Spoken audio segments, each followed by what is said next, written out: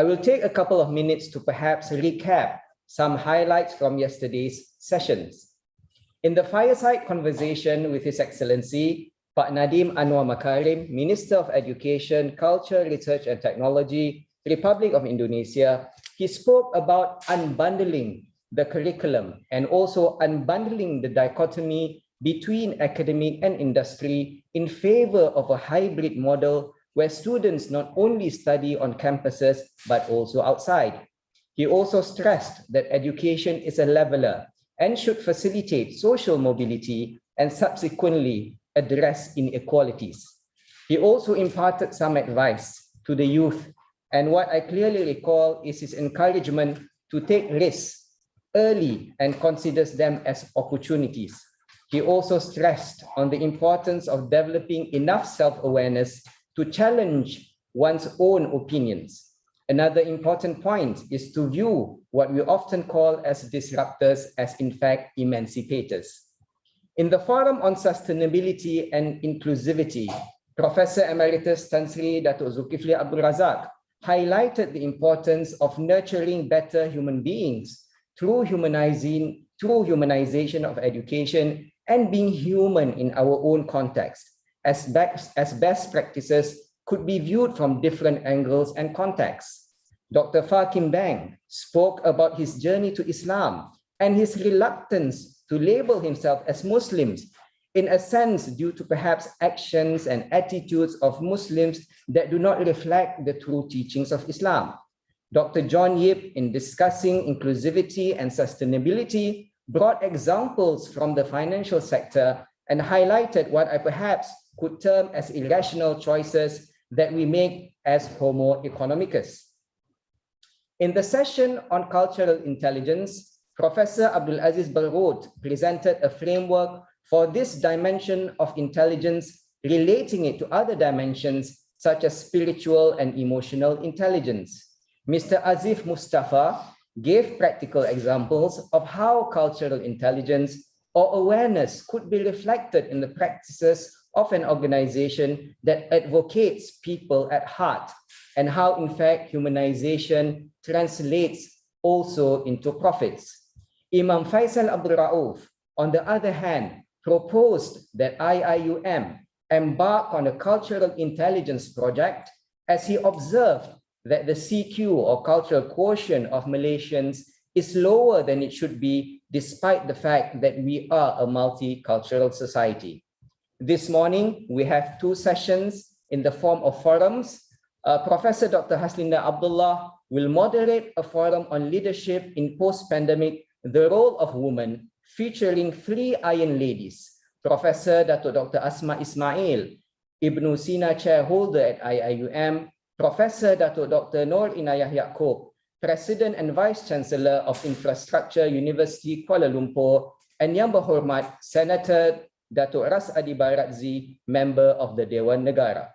And at 10:45 today, Associate Professor Dr. Jesni Shamsul Saari will moderate a forum featuring Professor Emeritus Datuk Dr. Muhammad Tahir Muhammad Azhar, IIUM Ombudsman, Professor Datuk Dr. Rashila Ramli, Principal Fellow at the Institute of Malaysian and International Studies, IKMAS, Universiti Kebangsaan Malaysia, and Dr. Haryati Shahrina Abdul Majid, former EXCO member of Mercy Malaysia, who will be discussing about leadership and Sejahtera Society. Professor Dr. Haslinda Abdullah, who will be moderating the forum on leadership in post-pandemic, the role of women, is currently a professor at the Department of Social and Development Sciences, Faculty of Human Ecology, University Putra Malaysia.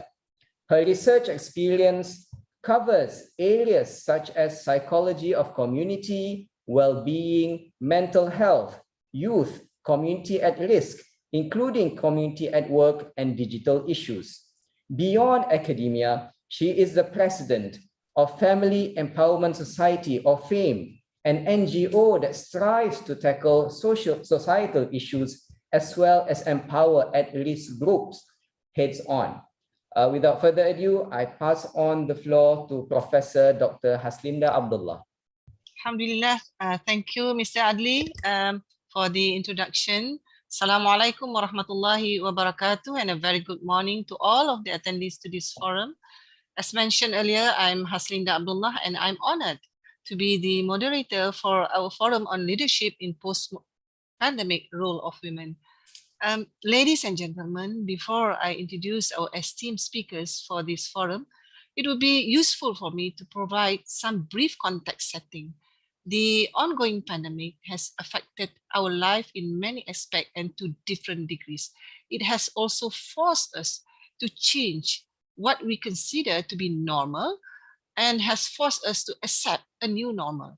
However, this pandemic has also given us the chance to rethink and perhaps reshape certain status quo, and the one of interest for today is leadership. Our speakers will share their insight into what role women should play in post-pandemic leadership at different levels and why women's role in leadership is important. Perhaps there is a need to review our policy with regards to work-life balance within this pandemic era. Together with me are three ladies who are leaders in their respective fields, and each of them will be given 20 minutes to inspire us with their wonders of ideas. Hence, I'm honored to introduce Professor Datuk Dr. Asma Ismail. Our first speaker for today is basically a woman of many firsts. Besides being the first female Vice Chancellor of University Science Islam Malaysia, USIM, and University Science Malaysia, USM, she is also the country's first female Director General of Higher Education, first female President of Academy of Science Malaysia, and the first female to be chairperson of the Malaysian Qualification Agencies, MQA. Besides being the first to many things, she is also a woman of substance and the brainchild of the rapid diagnostic test of typhoid called Typhidot. I hope I mentioned it well, which was endorsed by the World Health Organization. To date, she is currently co-helming the development and implementation of the Malaysian Education Blueprint 2013-2025. She is none other than the current Ibn Sina Chair for Medicine here at IIUM. Ladies and gentlemen, please join me in welcoming Professor Datuk Dr. Asma Ismail. Tafaddal, Datuk. Okay, thank you very much. Bismillahirrahmanirrahim. Assalamualaikum warahmatullahi wabarakatuh. And salam sejahtera and a very good morning to Professor Haslinda, our moderator. Thank you very much for the kind introduction. And a very good morning also to my esteemed panelists. Glad to be on the same panel with two more powerful ladies, I'm sure. And also a very good morning to all on participants on the virtual space this morning. So let me share my slides here just to start off. Okay, what the topic that was given to all, I think we are all aware, is the leadership in post-pandemic, the role of women. And let me begin by saying that we are all living in a changing world, facing many unknowns, like the disruptive technologies brought by Industry 4.0, the accelerating pace of change due to the digital age, the global competition due to globalization, global economic crisis, and of course the pandemic due to COVID-19. But all of this basically have created a disruptive change in our lives and livelihood. And despite many changes that we see happening in the world, nothing changed very much for women, and of course for that keyword, gender equality. And to me, before we even start about leadership, let's talk about education first, right? SDG 4 is about quality education. And before we even talk about quality, education itself, to me, is a basic human right. And in Malaysia, we guarantee free education until Standard 6.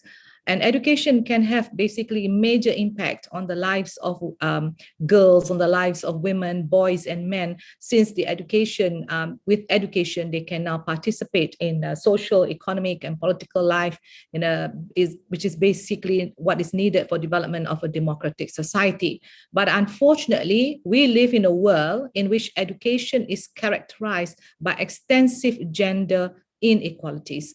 And nearly 1 billion people, 1/6 of the world's population, have little or no education, either because they have never been to school or have had less than 5 years of schooling, or they left school before acquiring key areas of knowledge and many useful skills. And of these 1 billion people, 2/3 of them are actually women and girls. And a general lack of, this is the other problem, especially also in Malaysia, a general lack of sex disaggregated data further limits effective policy decision-making on gender equality. The problem about education is not just about accessibility to education. All right, you have to actually see beyond even access, right? It's also about the completion of education and receiving quality education with knowledge and skills that will make the women a better nation builder with the capability of developing technology instead of just becoming a consumer of technology. And there's also a need for education to actually address the mismatch. Doesn't matter women or boys, as we are now in the university, the mismatch of education between what we are teaching and what the industry really wants and what employability is all about. So the other is the change in mindset, whether we can now change our own students to be a job creator instead of just a job seeker. And this means that we need to ensure an education system that allows all individuals, irrespective of gender, to actually develop their capabilities and the freedom. And this also translates to even freedom to attend school, to learn and participate there in safety and security without being bullied, right?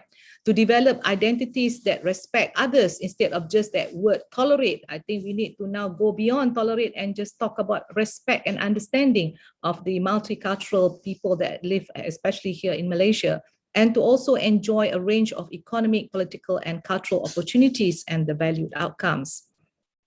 And education basically is crucial to change attitudes, right, into accepting gender equality as a fundamental social value.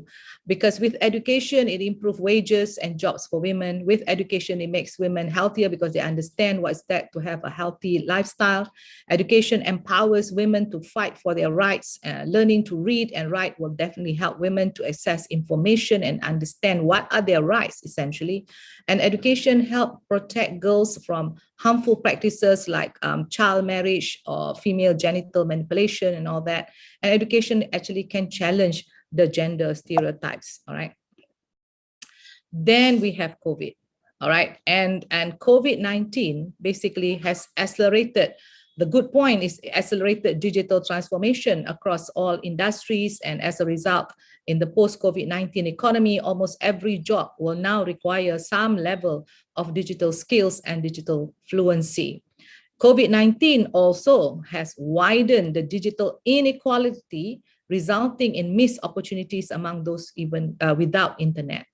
And in the recent decades, the educational opportunity and the general situation for young women and girls have improved in many places before COVID, right? And we have seen some increased access to schools and universities.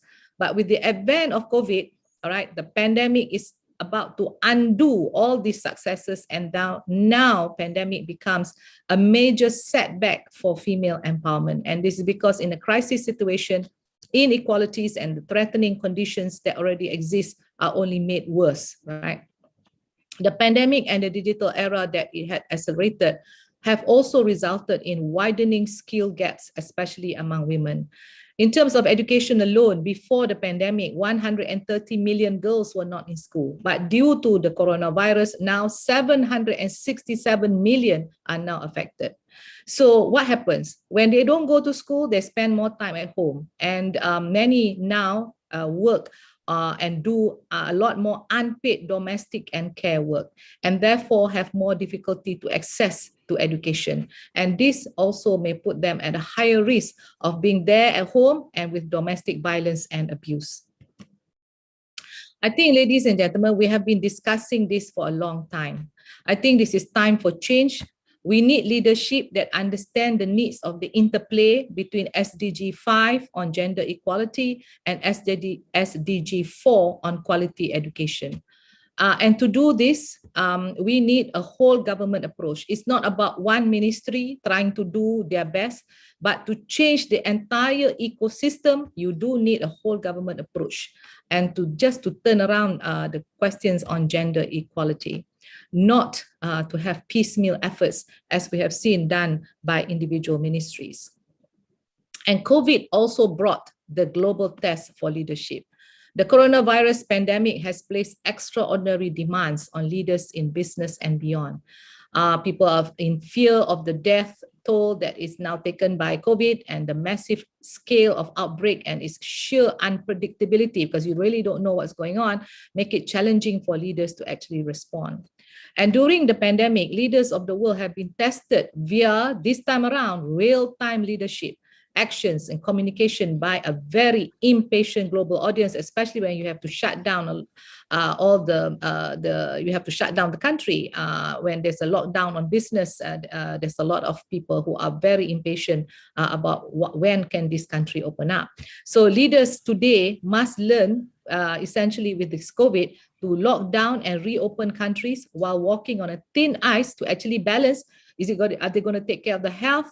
And also, are they going to take care of the economy of the country? So COVID-19, as I said, is an unprecedented crisis that renders experience and expertise irrelevant. This is the time we say, oh, back then when I was doing this is what actually worked. Well, it doesn't really work now with COVID. With COVID, what now moves you is your character.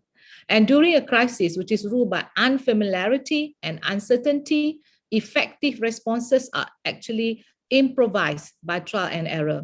So you have to act fast. This is the thing, right? You have to act fast, agile response, and you can't even afford to wait to get full data before you can act, because the COVID will just spread very fast. So you have to act on information obtained and monitor what are the responses attained, and then make the certain changes that needs to be there. So, but whatever the future brings, one thing is certain: those who are in charge will be judged on how they manage this particular crisis.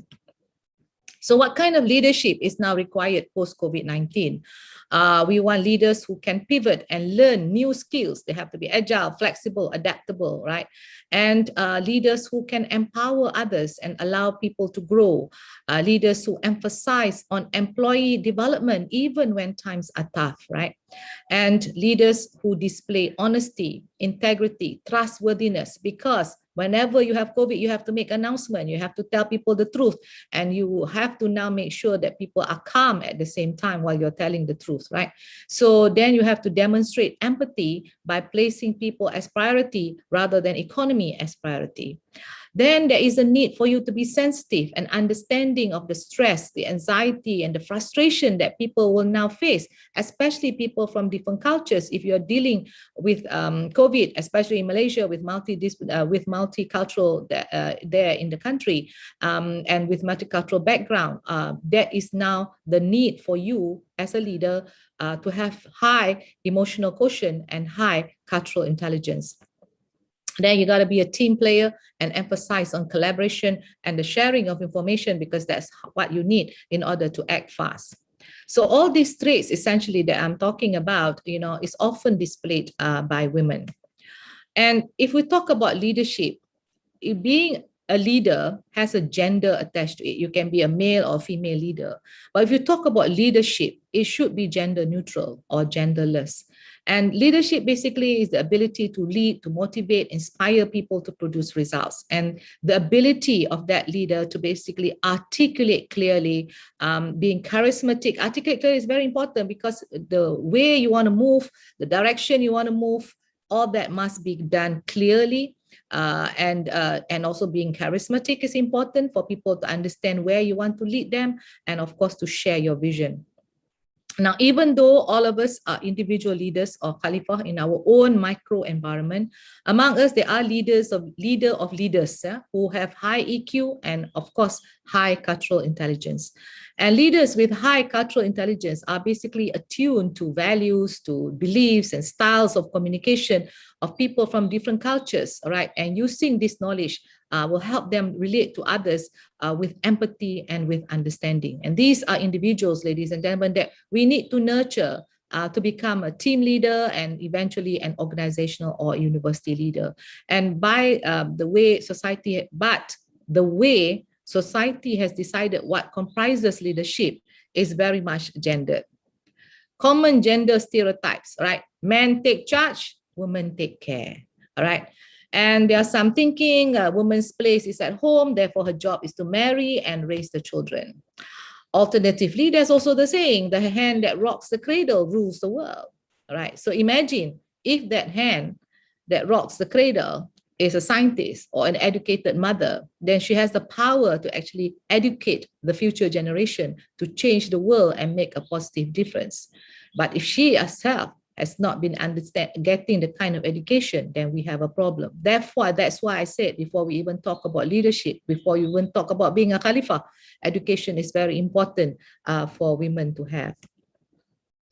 And if we look at what are the leadership qualities among women, all right, they are great at building relationship. They have these 4 E's. They like to engage, they like to enhance, enable, and empower, and provide unique set of skills, ideas, and life experiences. All right, and empowering others, that's very important, and that is something that women usually have to do this. And they are sensitive, usually tuned to people's needs. All right, so and that actually has high EQ and of course cultural intelligence. And they also demonstrate empathy. So in times of crisis, we deal with human tragedy as a first priority, and women are more aware of the fears of people when they face the fears that people face when they are in a crisis, and the need for survival and family well-being will obviously kick in, because as a mother, this is something that is au natural for women. And it's used to, of course, balance. Women are very used to balance large numbers of responsibility, because that is why we have this work-life balance that we face every day. One is at work, the other one is at home. And women leaders usually place greater importance on interpersonal skill, and they usually inspires and motivates, and they communicate powerfully. They believe in collaboration and teamwork, relationship building, all of which women will be rated quite high. And even United Nations has said that the leadership style of women leaders in COVID-19 response have been described as more collective rather than individual, more collaborative than competitive, and more coaching than commanding. So women as leaders are now seen as transformational, relational, and collaborative leadership. And this essentially is a values-based leadership and the kind of leadership needed during COVID and of course post-COVID. And studies have also shown that women leaders around the world have had considerably more success in slowing the spread of COVID-19 pandemic and its general outcomes. And countries that are leading in terms of death per capita still remain very alpha male-led countries like US, United Kingdom, India, Russia, Brazil, right? And the stories that you see between countries that are successful in controlling COVID and countries that are not so successful is all about leadership styles that usually are associated with women. Like for New Zealand, the Prime Minister of New Zealand, Jacinda Ardern, right, was able to officially declare the country COVID-free. And this is one of the first countries in the world to do so after the Prime Minister took the drastic step of shutting down the country entirely because she emphasized on people safety. Chancellor Angela Merkel of Germany, when the Europe was struggling to contain the crisis, she basically again was successful in slowing the spread of the virus and was able to reopen the country's economy earlier than other European countries. Of course, Angela Merkel is a scientist, and she basically finds solutions that are guided by science and by data.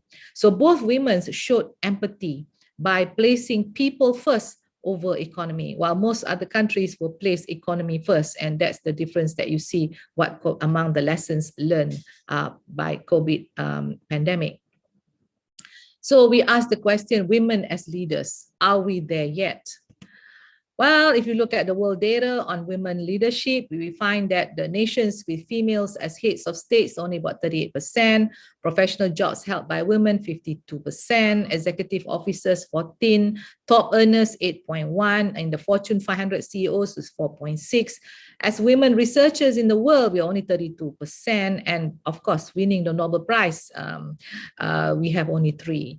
So basically, if we estimate gender parity, that means 30% successful gender parity, bukan gender equality lagi, gender parity saja, we probably can achieve this by 2085, all right? So, but if you come now to women in Malaysia, of course, this is what this is all about. With a population of 32.7 million, the males about 51.5, females about 48.5. So not yet 50-50. Labor force is about 15.7 million. And one of the greatest changes in Malaysia in recent years is the increase of women now in the labor market.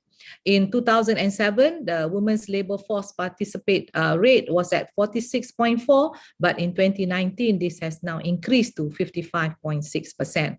So Malaysia sets the target and policies of minimum percentage of 30% gender parity for women's involvement in decision-making level in the public and corporate sector.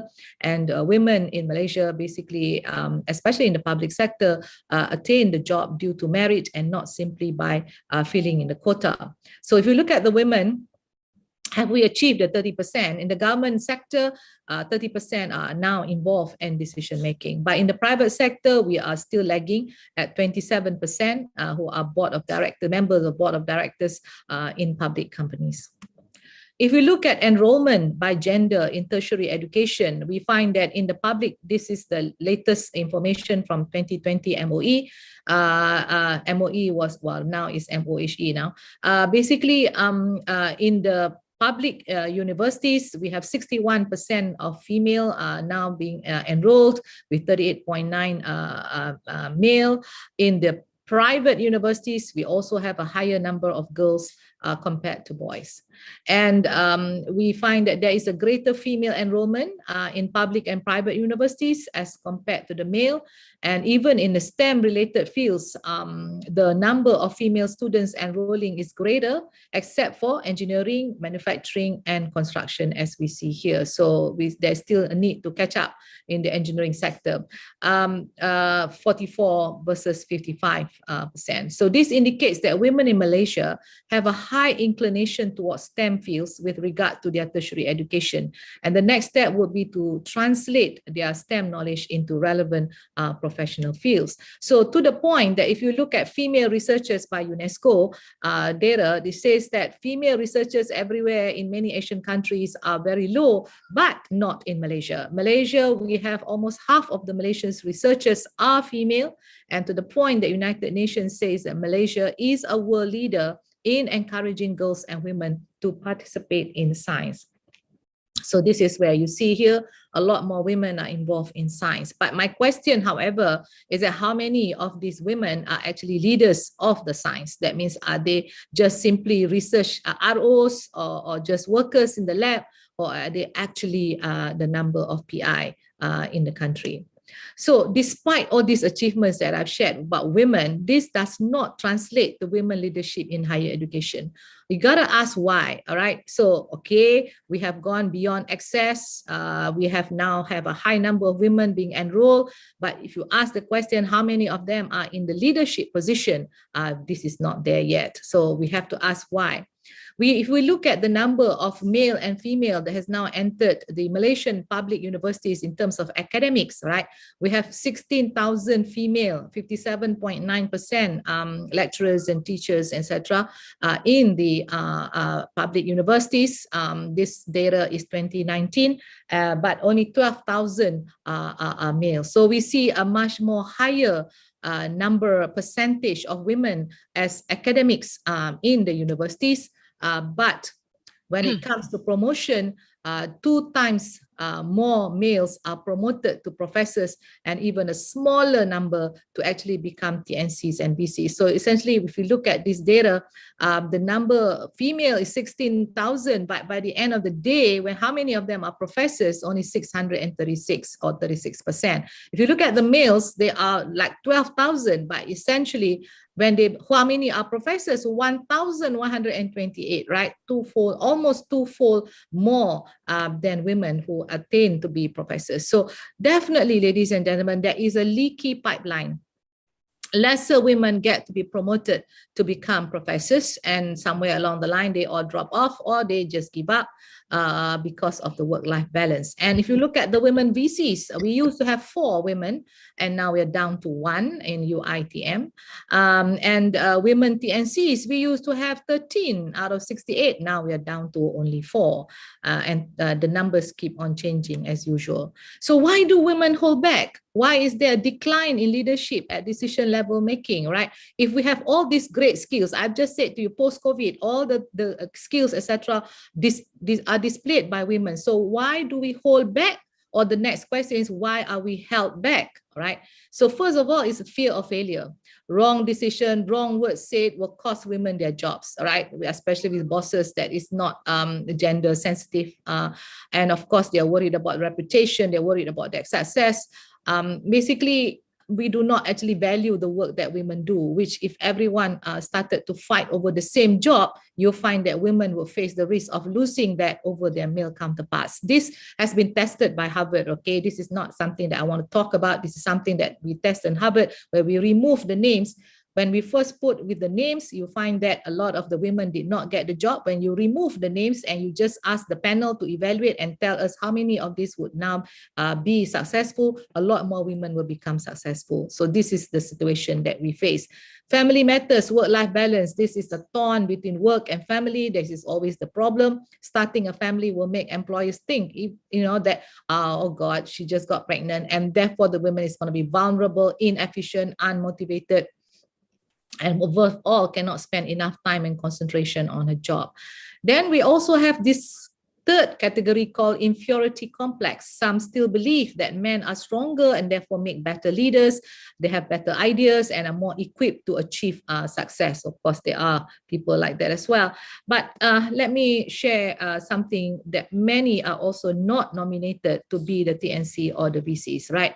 So it's something that I find personally, because when we are interviewing the potential VCs and TNCs that will now be in the pool to be nominated or selected, we find that to be a TNC or a VC, your name has got to come from the board of directors of the university. If your name is not there, then you are not even in the pool. If you're not in the pool, how can you even be selected? So this is 3 minutes, Prof. Emergency time. Right. And work-life balance, I see that pre-COVID, there's no such thing as a perfect work-life balance. Sacrifices need to be made, obviously. But when the going gets tough in Malaysia, their job, usually women left their job at 26 and never return. But in Japan and Korea, they leave upon marriage, but they return at 35. So my advice is to shop around before you marry so that you get a supportive husband. But during COVID, this is where you see the blurring of boundaries between spheres of work and home. And this is not just something Malaysia, this is a worldwide phenomenon where we see now increased domestic caring responsibilities taken over by women. And this has impeded work productivity, caused insecure work arrangement, reduced access to research facilities and workplace due to the lockdown. And of course, the women are burnt out and they undergo mental stress. And my last slide is to say technology is reshaping the world with work, especially with automation, artificial intelligence, and robotics, which are increasingly being integrated into the workplace. And we find that because technology is supposed to take over repetitive jobs, we find that most of the repetitive jobs are performed by women. So therefore, more women will start to lose their job unless the women begin to learn about technology and mastering that technology. And it's time therefore, to look at careers in caring and teaching that require human interaction. This cannot be replaced by machines. So women are actually ahead in this field. Is something like nursing, for example, is something you need to consider. Work from home also allows you to work without being on site, and this includes using social media to do business, etc. And the government has also allowed us to now work from home, that we can now benefit because we can learn, can train and work at a distance without having to be in the office. And in the next generation mindset, technology is of course a reflection of us. It does not want to be a divider or an equalizer. It is an enabler. So it just follows the instructions that is given to us. Therefore, it's humans that should decide how do we use this technology and not allow technology to take over us. So we need to realize that there are many things that we can do based on judgment, based on skills, flexibility, creativity, that humans do better than machines. And at the end of the day, it's about the choices that we make, because tomorrow's world is about knowledge. And even if we do not become leaders, we still need to control our destiny. Education, therefore, is the key to provide balance between knowledge and character. And let us all strive to be a better person and be able to go beyond great as an individual. So lastly, for those women who are already up there, who are leaders, please remember that success is not counted by how high you have climbed, but by how many people you brought with you. Because the aim of the game is to produce more leaders, not to create more followers. So with that, thank you very much. MashaAllah, thank you very much, Prof. Dato' Asma. You are basically explaining what is in my mind and on point. World Economic Forum state that due to pandemic, it will take 136 years to reduce the gap of gender disparity, especially on economy. And Prof. Asma has laid a very clear landscape on the current status of women, which is, sadly to say, is very sad. Not that. It's kind of demotivating, but motivating at the same time when listening it from you. So joining Prof. Dr. Asma today is the current President and Vice Chancellor of Infrastructure University Kuala Lumpur, or better known as IUKL. Previously, she was the Chief Executive Officer and Rector of the College Professional Baitul Mal Kuala Lumpur. During her tenure, she led the transformation of the college, which revamped and improved the quality of education for B40 students in professional accounting and other accredited professional courses. Her work and legacy have placed the college among the top colleges in professional accounting and other accredited professional courses for B40 students. Ladies and gentlemen, our second speaker is none other than Professor Dr. Nur Inayah Yaakob. You're welcome. Thank you, Prof. Bismillahirrahmanirrahim. Alhamdulillahi Rabbil Alamin.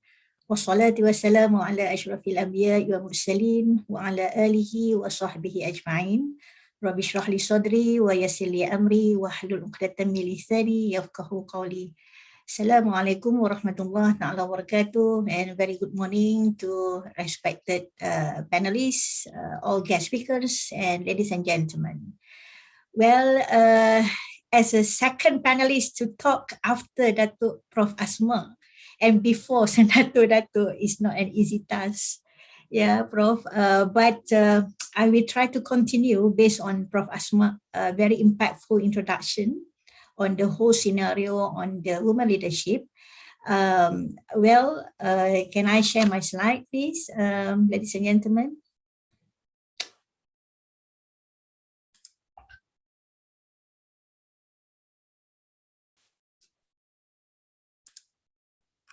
Prof, can you see, Prof. Linda? It's clear. It's clear. All right. Okay. Yeah. So I'm going to talk on leadership in post-pandemic, and of course, focusing on role of women. And in order to answer, how can we ensure inclusivity as an integral part of the solution to the many challenges in the post-pandemic and ushering the communities through the crisis? But bear with me, my third slide is on this. I would like to express my, Prof. Asma, you did mention find a supportive husband. Alhamdulillah, thanks to my husband for being supportive all this while throughout my career. Well, of course, before I start my presentation, the main objective is for us as alumni of IUM, we have to create the ummah with taqwa environment. Yeah, be it leaders of women or men, the objective intention is to produce ummah with taqwa environment.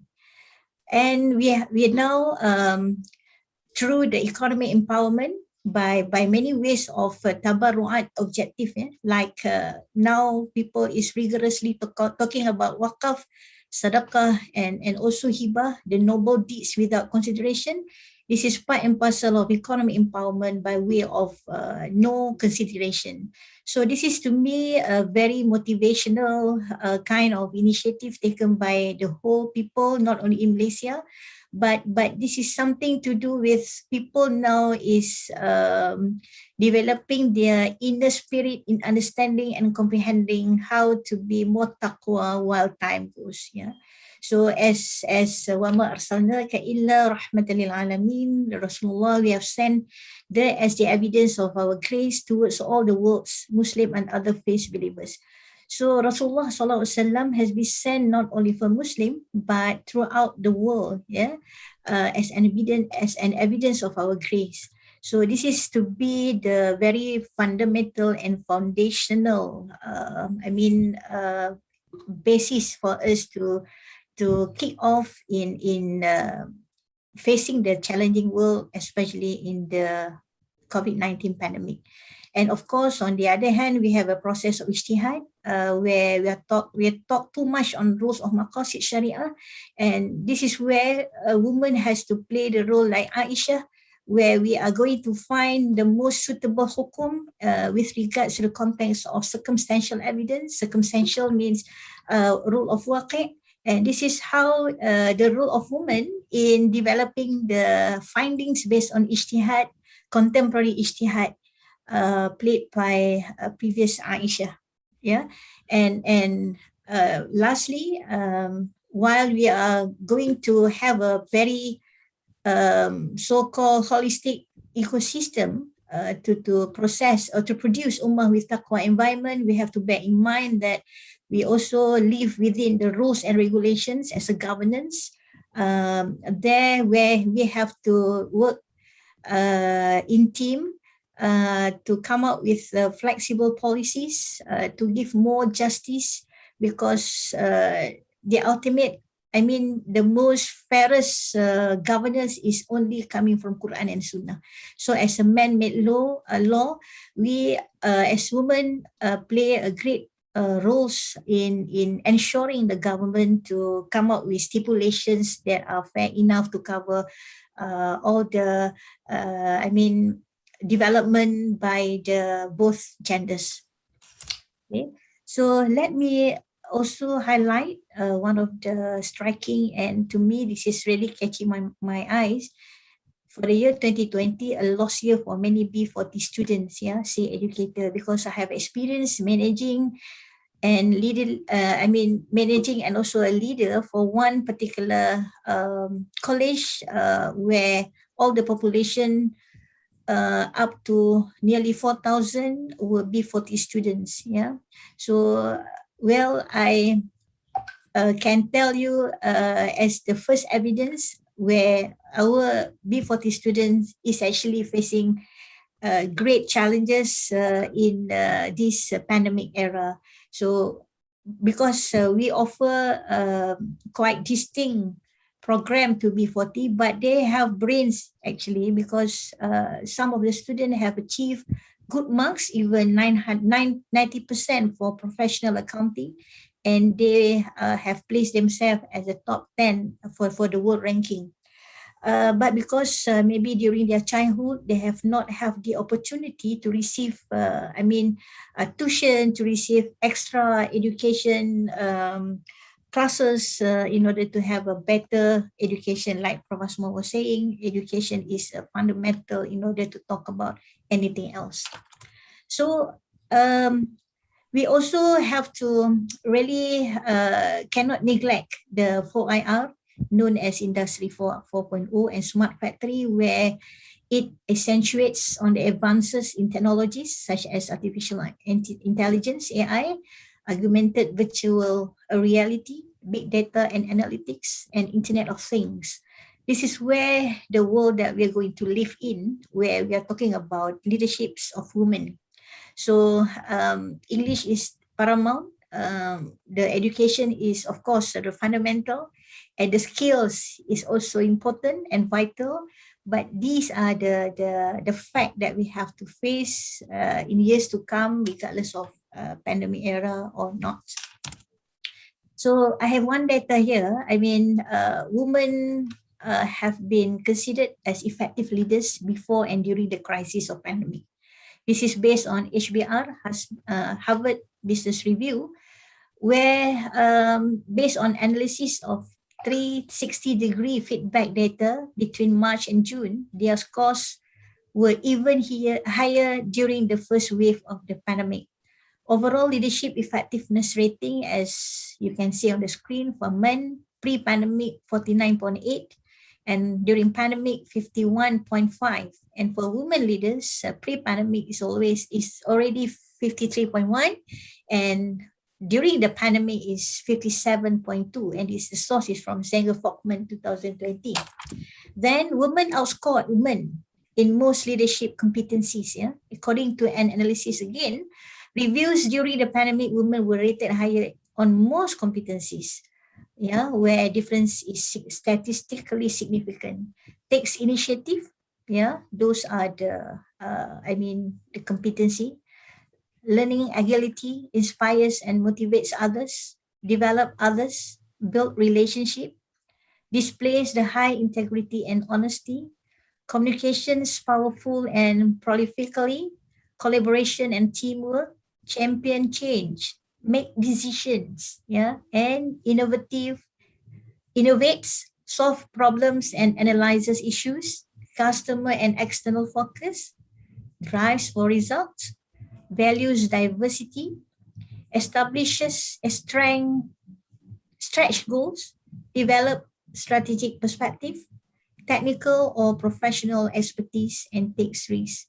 So you can see the ratings were outscored, women outscored men in most of these leadership competencies, and this is from Harvard Business Review. So next question is, what traits in women make their role important in post-pandemic recovery and become the key to post-pandemic leadership? So I think the best to answer this is by looking at one of the, on the screen you can see here, قال رسول الله صلى الله عليه وسلم كلكم راع وكلكم مسؤول عن رعيته.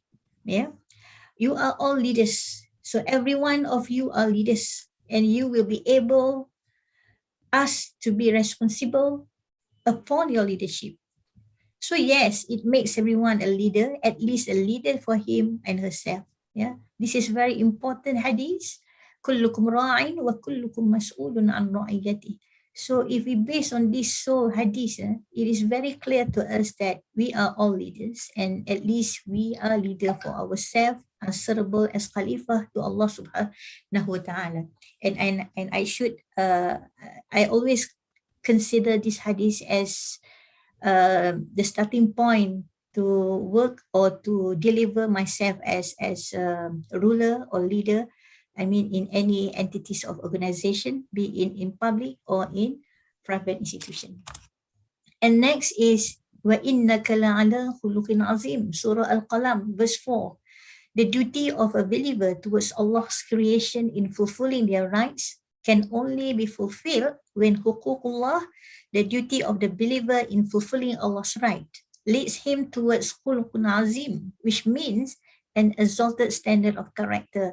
So Rasulullah SAW is the best example for us to see in order to have a more capacity building in ourselves to become a great leader, because وَإِنَّكَ لَعَلَى خُلُقٍ عَظِيمٍ is from the surah in Surah Al-Qalam, verse 4. So وَإِنَّكَ لَعَلَى خُلُقٍ عَظِيمٍ is showing to us Rasulullah SAW is the best example for us to learn about what are the khuluqin azim, which means an exalted standard of character. So in this, when you are a woman leader, where you lead and what you lead and how you lead matters. And if you really understand what is meant by an exalted standard of character, then I think Allah is with us. Okay. And of course, in Surah Al-Ma'idah, Surah verses 2, وَتَعَاوَنُوا عَلَى الْبِرِّ وَالتَّقْوَى وَلَا تَعَاوَنُوا عَلَى الْإِثْمِ وَالْعُدْوَانِ وَاتَّقُوا اللَّهَ إِنَّ اللَّهَ شَدِيدُ الْعِقَابِ. So when we take responsibility as leader and being a woman, of course, we want to be near to Allah subhanahu wa ta'ala. So all the initiative, all the strategic planning, all the policies that we develop is actually to be near to Allah. I mean, to have taqwa to Allah, in Allah subhanahu wa ta'ala. And help one another in goodness is paramount, and piety. So that's why when we listen to Datuk Asma presentation just now, the promotion to to the higher rank of post in university somehow being criticized and confusing somehow, because maybe because we are lacking somewhere in understanding, help one another in goodness and piety, and do not help one another in sin and aggressions, and be careful of your duty to Allah. Surely Allah is severe punishment. So this is actually again on our belief, be as a leader, this is what we should bear always in our mind and soul, to be near to Allah and fear Allah's punishment. So again, of course, being a leader, we must possess knowledge, and not only knowledge, but we must also wise. But somehow the word wisdom confusing and misapprehended, because in the Quran we can see many al-hakim wal-alim, al-alim wal-hakim used interchangeably, because to denote the sifat and attributes of Allah subhanahu wa ta'ala, al-alim wal-hakim. So knowledge is information of which someone is aware. So being a leader, of course, your qualifications, your knowledge is prerequisite as a leader to lead an entity or a society. And knowledge is also used to mean confident understanding of a subject, potentially with the ability to use it for a specific purpose. But wisdom, al-hakim, is to show your ability to make correct judgments and decision. It is an intangible quality gained through our experiences in life. So that's why sometimes we see people with a high standard of qualification, but when we see how he or she manage and finding solutions and kick off the initiative, somehow questionable, because ability to make a correct judgments and decision is not there yet, because the knowledge and wisdom is to be read together. We cannot say that to become a good leader is only possess a good knowledge, but also the ability. It is al-hikmah, wisdom, to use or to apply the knowledge that you possess. So if I can relate to two Surah Luqman and Yasin for the understanding of the word al-hakim and al-alim, al-hakim is in the verse 2 of Surah Luqman and Yasin. Allah subhanahu wa ta'ala saying, Al-Kitab al-Hakim and Al-Quran al-Hakim, means Allah subhanahu wa ta'ala explain the attributes of Quran, which is full of wisdom and truth, as well as being perfect and flawless in terms of excluded from having any language defect, vagueness, and etc. In verse 9 and 37, Allah subhanahu wa ta'ala saying, وَهُوَ الْعَزِيزُ الْحَكِيمُ, and Inna Allah Azizun Hakim means his attribute of all wise in creating and governing of all his creations. And of course, based on my explanations on knowledge, wisdoms, and other attributes of taqwa, and help others, وَتَعَامَنُوا عَلَى الْبِرِّ وَالتَّقْوَى, and then all the attributes highlighted from the findings of Harvard Business School and review. This is again another hadith which is important. Taraktu fikum amrain lan tadillu ma tamassaktum bihima, kitab Allah wa sunnata nabiyyih. I have left two matters with you. As long as you hold through them, you will not go the wrong way. There are the book of Allah and sunnah of his prophet. So, ladies and gentlemen, this is the only, to me, pancia hadith for all leaders around the world to drive and to take initiative to solve problem, especially in this pandemic era or beyond pandemic era. Taraktu fikum amrain lam tadillu ma tamassaktum bihima, kitabullah wa sunnata nabiyyih. So see the only answer for us in order to have a very straightforward path and in order to do justice for all. I think this is only my presentation with regards to the traits of the women leaders and also how to work, not to work in silo, especially in the pandemic era. Prof. Hasina, thank you so much. And before that, I have one more slide on the impact of COVID somehow has blurred the division between our work and family lives, being a woman leaders, then shifted that we value. And it has also fundamentally reshaped our relationship with institutions, including healthcare, the government, and employees. So the reality requires a new approach from leaders, especially for women leaders. So what I suggest is we must ensure that women has been given more space in decision-making processes, not only for national, but for regional and international. And the fundamental ways to do that is leaders need to work with the individual as a whole. We must be honest, empathetic, clear, and simple. Keep nurturing, maximize trust, and minimize stress. Effective leaders don't hide bad news, which rarely stays hidden, and must focus on designing holistic policies, structures, and systems that are fluid and contextual. Value work-life balance, be the trusted source. Yeah. Remember that in any communication plan, it matters less that you communicated something and more that your audience understood that. And experience goes beyond work. So ladies and gentlemen, and Prof. Haslina, thank you so much. Thank you, Wassalamualaikum warahmatullahi wabarakatuh. Datuk Dr. Nur Inayah, I love it when you mention clear and simple. Women are known to be complicated. So when you mention it clear and simple, that is very precise on the character of women leadership. So you mentioned about B40, and then with this pandemic, we are having this lost generation. And basically, currently, we are struggling to realign on policies and also our behavior in dealing with this issue. And I love it when you highlight about the importance of transforming theory and experience through practical contribution, especially to our own community. And so with regards to that, I'm welcoming Senator Datuk Ras Adiba Muhammad Razi. Earlier, I introduced our first speaker as woman of many firsts, Datuk Asma. Our third speaker, on the other hand, is a woman of many talents. She is currently serving as a member of the State Council, or better known as Ahli Dewan Negara, and was also the first woman appointed as the new chairman of the Malaysian National News Agency, Bernama. Besides that, she is also the president of the OKU Central Association, as well as the Malaysian Shooting Association.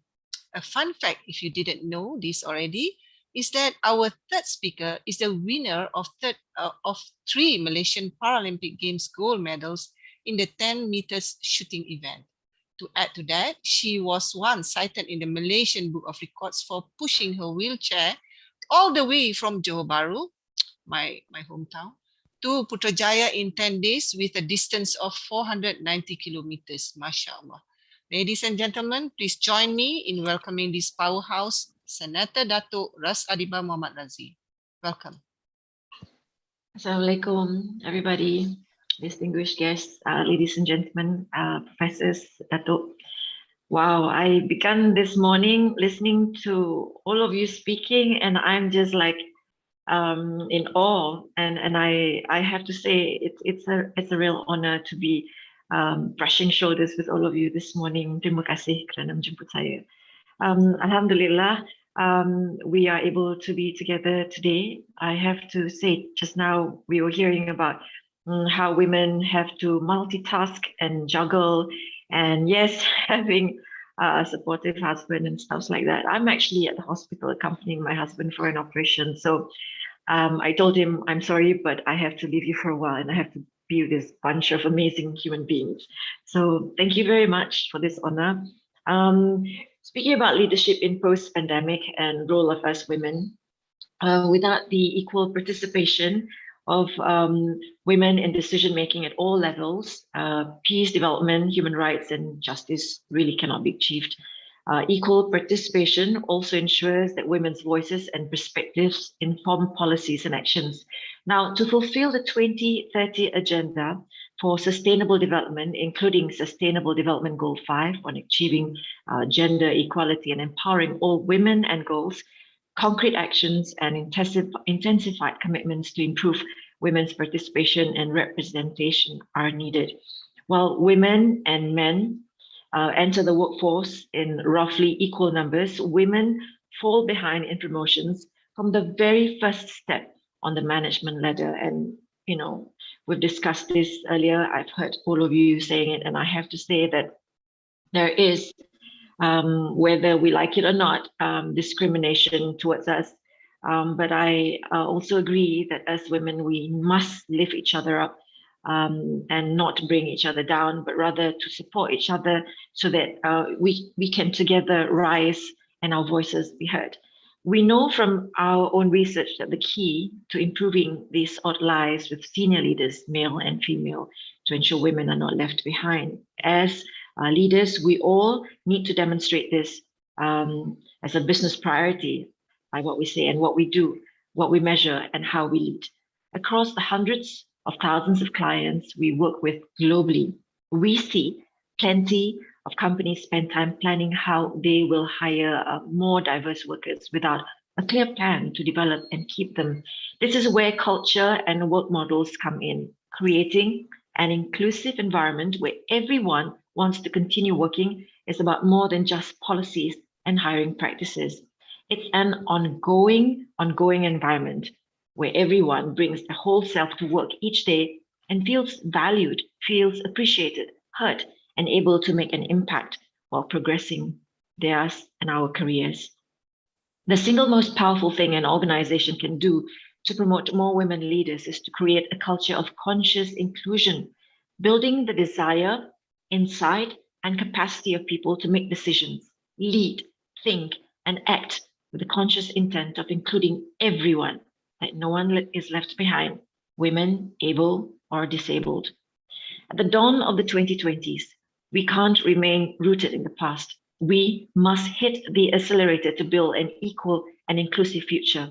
Our economic growth, workforce participation, and future generations depend on it, depends on us, in our hands, ladies. Women are not only the hardest hit by this pandemic, they're also the backbone of recovery in communities. Putting women and girls at the center of economies will fundamentally drive better and more sustainable development outcomes for all, support a more rapid recovery, and place the world back on a footing to achieve the sustainable development goals.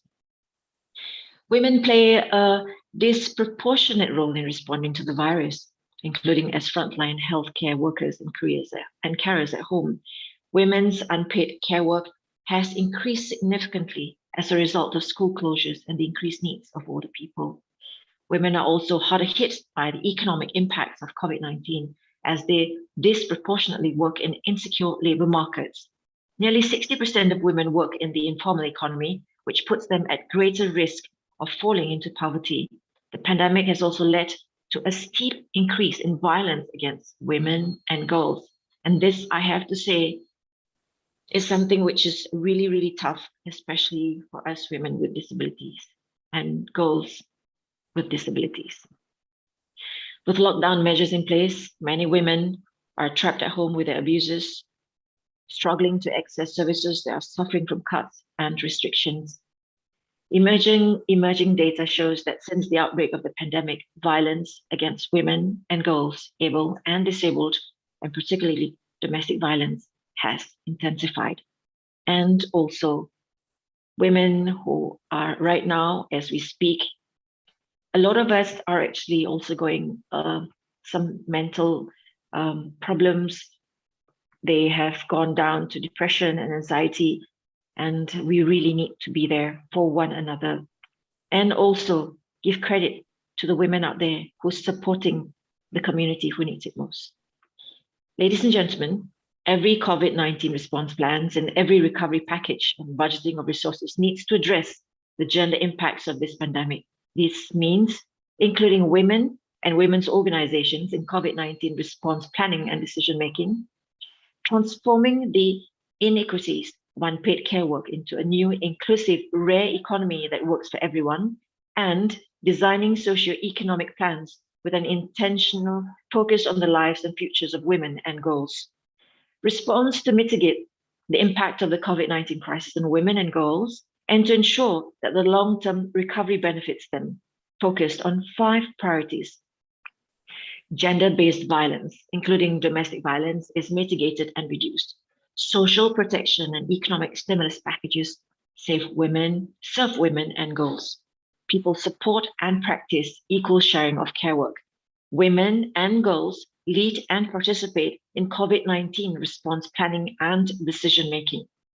Data and coordination mechanisms include gender perspectives. Distinguished guests, the COVID-19 pandemic provides an opportunity for radical positive action to redress long-standing inequalities in multiple areas of women's lives and build a more just and resilient world.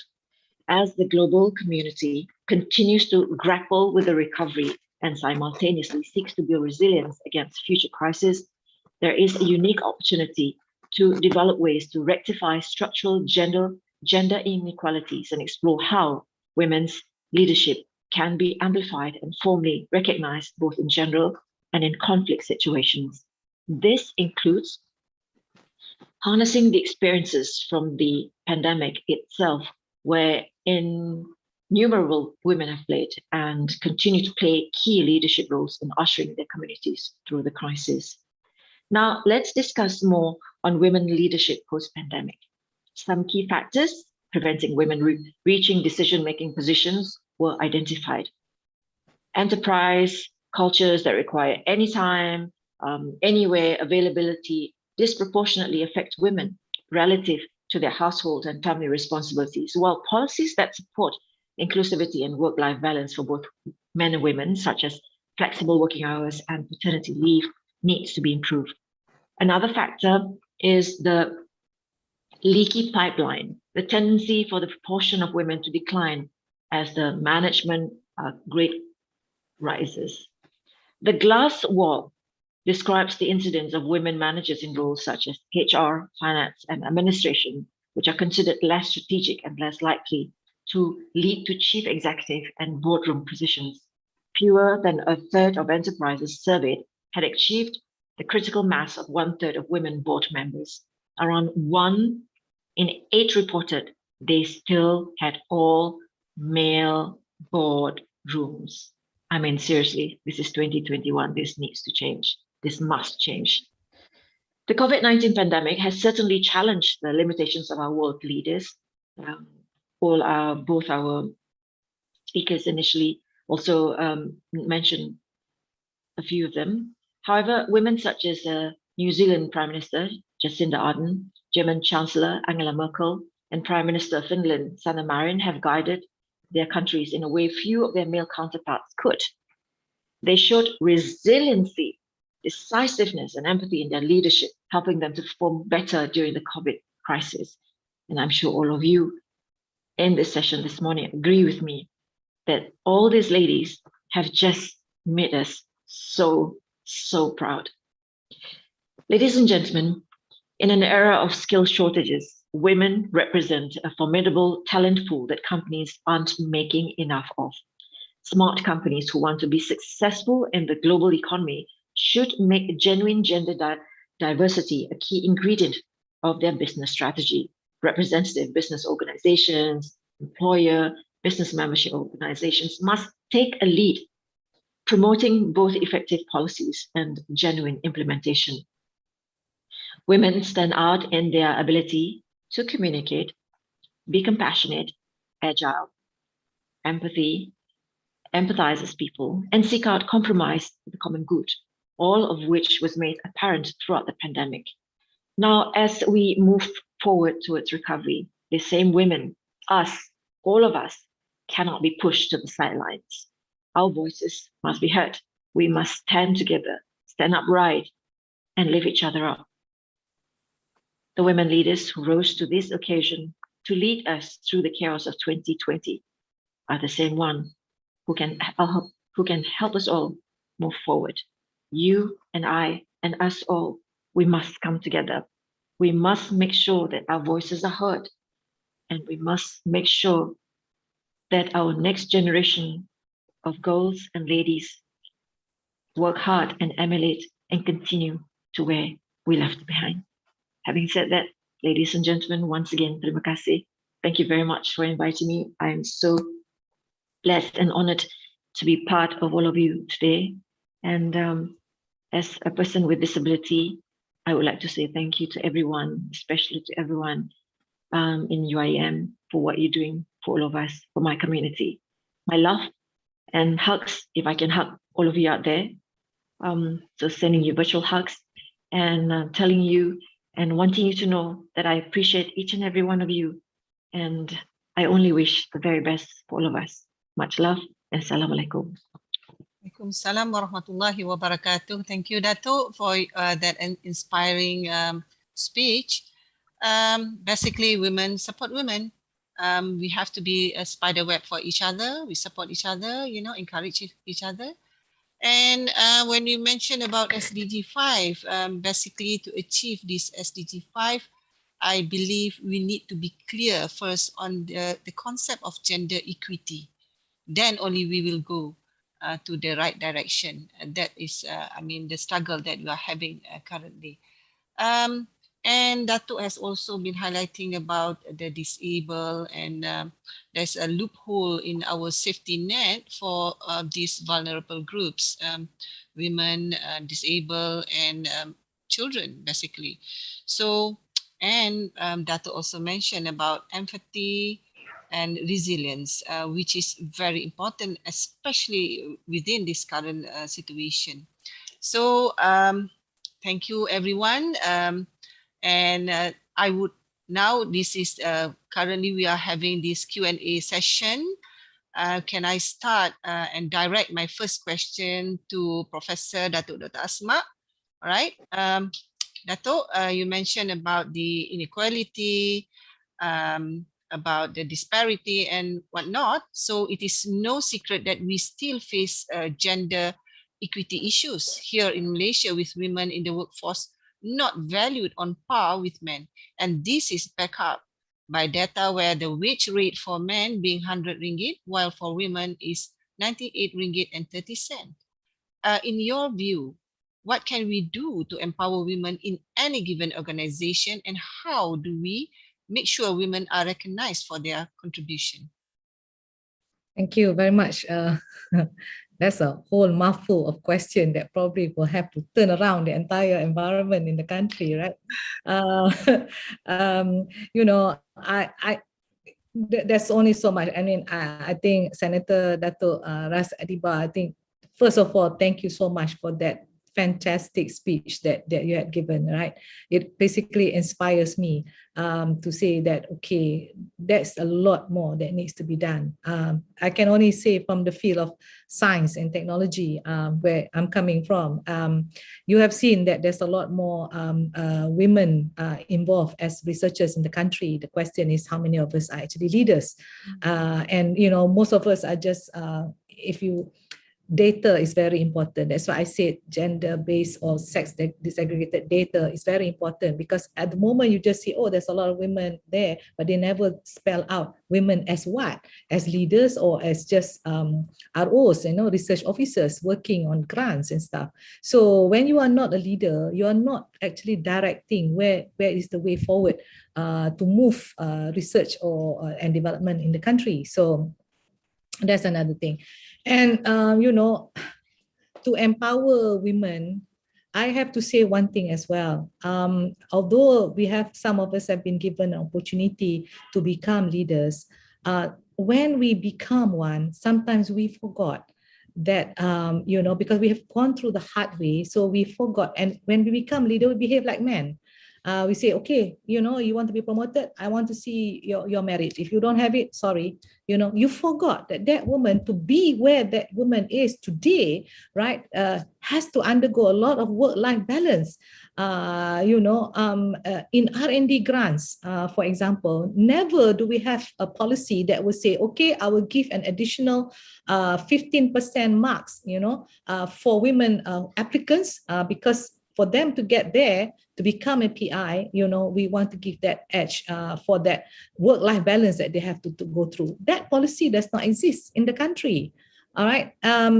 Even for any promotion or anything like that, or the ability to become fellows of some academy, even Academy of Sciences. I'm the president. I'm still trying to create a policy whereby we give an extra, like the Third World Academy actually will put that as a policy that for women applicants to come in and become fellows, they will give an extra certain percentage marks. That will give them the edge in the calculating, so that there will be more of them that can kind of come in as a fellow, because they value the work that the woman has done, knowing the work-life balance that she has gone through to come this far. And because of that, you do not see, that's why I said about the leaky pipeline, about only 36%. 16,000 comes into the universities, right, as academics. At the end of the day, only 636 make it as professor. That is the kind of data that has to be shown, and that has to happen in terms of change that needs to be there. All right, let's not talk very far lah. Let's talk about in the university. All right, do we actually, there are many deans listening here. All right, do we actually have a place for women to breastfeed? Did you actually think about that? Just for a place in the department or in the kuliah, right, for women to breastfeed, so that, when I was at USM as VC, I said, okay, there's a need to change here, because women were breastfeeding somewhere, in the surau or someplace, and, pumping breast milk. And that's why I said every department or kuliah has got to get a place for women to now pump the breast milk and have a fridge, so that there is a healthy place where they can do this. This is the kind of value that I'm talking about. Let's not talk about big deals, okay? Let's talk about small things that matters. That in itself also is not valued. So that is why I'm trying to say, in trying to move this agenda, there's a lot of things that needs to be done. And empowering leaders need to be there, because if we now begin to empower and we do not see gender as a problem, we allow for feedbacks to happen, and we can now choose who will be the next leader. That will now come because there is now confidence for people that you have these shared values that you continue to impress upon them, and you have the people to come in. So, but it's not easy, okay? I even look at the SDG for quality education and gender equality. Just to make sure that happens, you have to turn around all the policies in the country to actually move from primary, tertiary, all the way to the university. Okay, so that's why I said, I think Senator, you being there probably can help us a lot better, because as I said, this is a whole government approach. This is not about Ministry of Education. This is not about, because it's like all ministries need to understand the kind of gender empowerment that needs to be there, gender equality. Let's not talk about gender, let's talk about gender parity. You are right, even in the boards of companies. Don't talk so far. Let's talk about the board of directors in the universities. The board of directors in university has more males than female as well. So, I'm expecting change with a minister that is a woman. I guess I'm expecting more for the change that needs to happen, because I think Prof. Inaya has shown the data from Harvard Business Review that if women are on the board of directors, the organization itself does better, because there's always the alternate thinking that makes it a holistic thinking in moving an organization with the women being on the board. So I think I'll stop here now. I'm sure there's a lot more input from the other speakers. MashaAllah. Thank you, Prof. Dato. You are women leaders with action, basically. And it is expected from a woman to be a good mother, as well as to be a good wife, and also a good workers. And me, for example, with six children, is not that easy. I'm struggling, basically. So there's a question from YouTube, Fatmir Shanu. Okay, let me choose this. The most important thing to do is how to become a leader according to the assigned responsibility. Men and women have different responsibilities according to the hadith just mentioned. The statistics shown create conflict between men and women, as in our time, women are praised and men are left behind. According to Islam, or basically, this person is just stating the fact. So can I pursue our session with questions to Dato' Inaya? All right. Men and women, equals, and partners who complement each other's strengths and weaknesses. So you mentioned about the traits just now that needs to be there, and essential in the post-pandemic recovery and vital in post-pandemic leadership. But in reality, when you mentioned about the B40 and the translational program from university, for example, to community, how would it be best to practice this within the strength of women and women leaders? Okay, inshallah, Prof. I'll try to respond that. Basically, if I may share, I noticed that Professor Datuk Zaliha is also here, an expert in law. If I may share one of the legal case here, decided by the highest court in England in sometime in 1994 on the presumption of undue influence. Yeah? So B40 is somehow fall within this category of presumption of unduly influence. Meaning to say, undue influence reflect the presumption of being influenced is there by virtue of categories of relationship, and where the woman is a subject matter. For example, a wife and husband, grandfather and grandfather and granddaughter, and grandson with grandfather, and spiritual advisor and followers, where the relationship repose trust and confidence in that relationship. So B40 seemingly to fall within the category of presumption of undue influence, where they actually looking only for the subsidies offered to them. So somehow, when I was the CEO of that, with due respect of that college, students seem to refuse to be out of the Asnaf family. Why? Because they think that once they are out of that family of Asnaf, they no longer receive pertolongan, subsidies. And this is, to me, not a good attitudes of Asnaf lah. And if, let's say, when they are within the campus for one semester, they perform all the duties of being Muslim, but when they go back just for 1 week break, they come back to university, to the college, they don't even perform solah. So when we do the questionnaire, why this happened, they said that at home, this is something that nobody will question. Okay, so back to the question of presumption of undue influence. I believe being a woman leader, we can do better because by virtue of this court decision, the highest decision.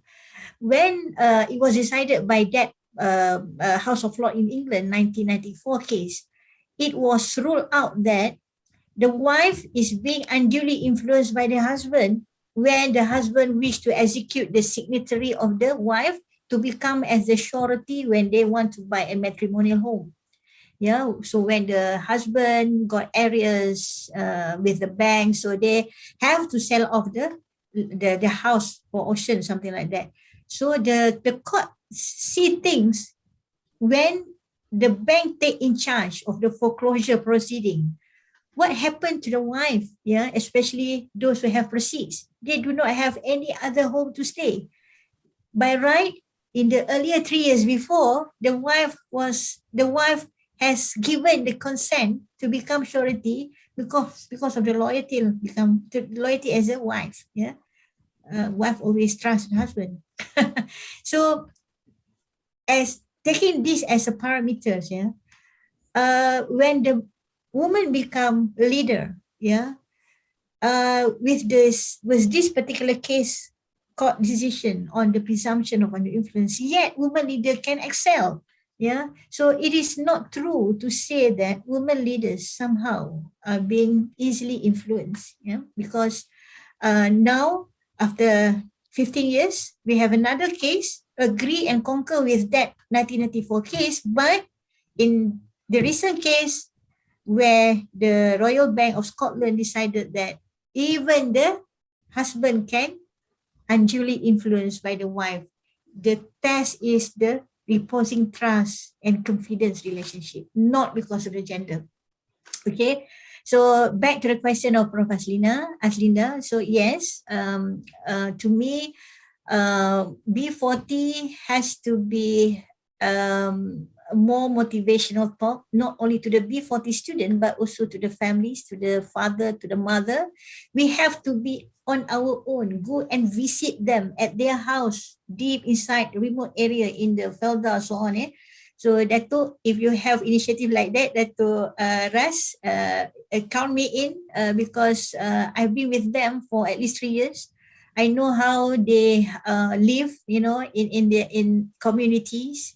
They refuse to be out of the asnaf categories because they really want to be dependent till the rest of their life. And of course, I have a track record of a good intellectual coming from this student as well, especially in professional accounting. So this denotes that if we really good and be passionate in coaching their mindset, they can be so impactful to the economic growth of our country. All right. Thank you so much. Thank you, Dato. Yeah, the mindset need to be changed. But it's not that easy. It's not a one-day session and that's it. With regards to that, Dato Rasadima, the latest data on suicidal rates in Malaysia shows that from 2019 until May 2021, 1,427 women have committed suicide compared to male, which is 281. Importantly, prior to the pandemic, male suicide rates have always been higher compared to women. This data suggests that pandemic has definitely affected women's mental health significantly. A subset of women who are more vulnerable are young mothers and single parents. What encouragement do you have for these groups, and what are your aspirations on women leadership in tackling the rise in mental health issues among women? Okay, thank you very much, Prof, for that question. And also to the Prof Inaya, inshallah, when we have something coming up, I'll definitely rope you in. Okay, I am with a team that works very closely to support women with disability and also women in general during this pandemic. Since last year, when everybody was at home, and the whole country was locked down. Myself and OKU Central, a bunch of disabled, we went down to help everyone on the ground.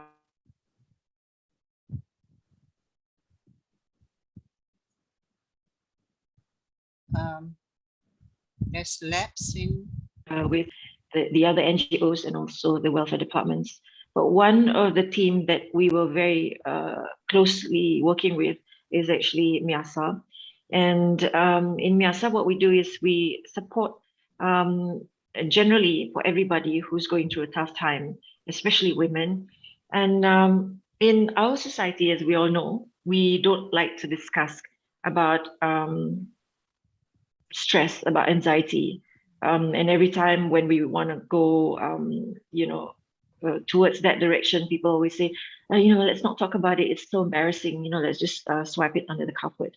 So during this pandemic, it's so apparent that sweeping under the carpet will not do it.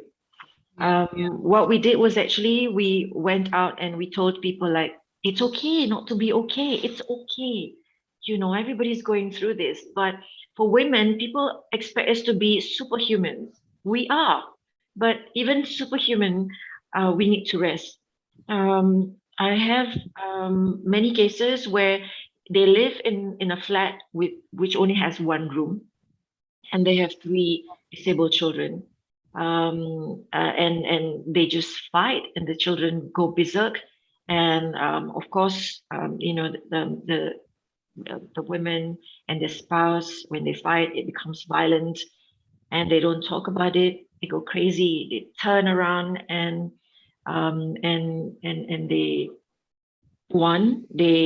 turn around, and what they do is they act as if everything is normal when the children are watching, and the children know that it's not normal. Two is they just lose it. They completely lose it. And three, they just let go and they just give up. So one of the things that I tell people even right now is we're not over with this pandemic. I mean, Austria is under lockdown, and a few places now in the world are already coming into locking down again. In China, we have 9 provinces, which is affected again with Delta. So this is not over. So what I'm trying to say is we need to reach out to all the ladies out there.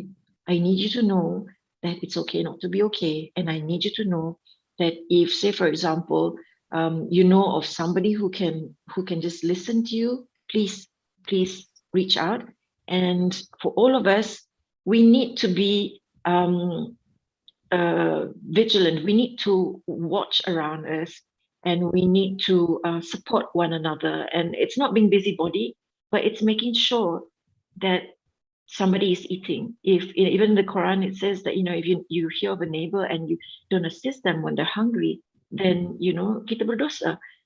So what I'm trying to say is there is nothing to be embarrassed about right now, even if we are always so strong. But these times it's not easy. We need to understand that we're not the only one that's going through this hard time. We need to understand that we need to reach out, because maybe it won't affect us so much, but it will affect the people around us, especially our children. And I also have women, husband and wife, deaf, going and been fighting. The kids, especially elders, have to become the mediator and trying to interpret to them, trying to tell them to calm down. And this child, the girl, has had to take over the role of the parent. So what we are going through right now, if we don't talk about it, if we don't seek help, it's going to be like a domino effect towards the people closest to us. And Prof, tadi your second question too, what was it again? Sorry. Basically, my second question is on women leadership. Is it okay?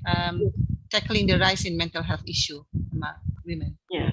Yeah. So the only way for us to handle the situation is to come together, and like I said, to understand that we cannot do this alone. And we are strong and everything, but we also crumble, and we're also human. And most of the time, I always tell people, I say, ada kalanya air mata yang sepatutnya jatuh di pipi mengalir masuk ke dalam hati. Sometimes the tears that is supposed to just fall on our cheeks, they actually just fall back into our hearts. We mustn't allow this to happen, because if we do, our heart cannot take it. I just want to share very quickly with all of you. For some of you, you would know a bit about me. I wasn't born disabled. I became disabled halfway through my life. And when we were talking about women working and struggling and adjusting, I had to adjust a lot in my life. And 6 years, even though I have experience in broadcasting since I was 18 until now, when I became disabled in 2002, for 6 years, people didn't want to give me a job. Not just because I'm a woman, but because I'm a disabled woman. So it was very, very tough. And I didn't have a job for 6 years, but for 1.5 years, I was struggling like crazy.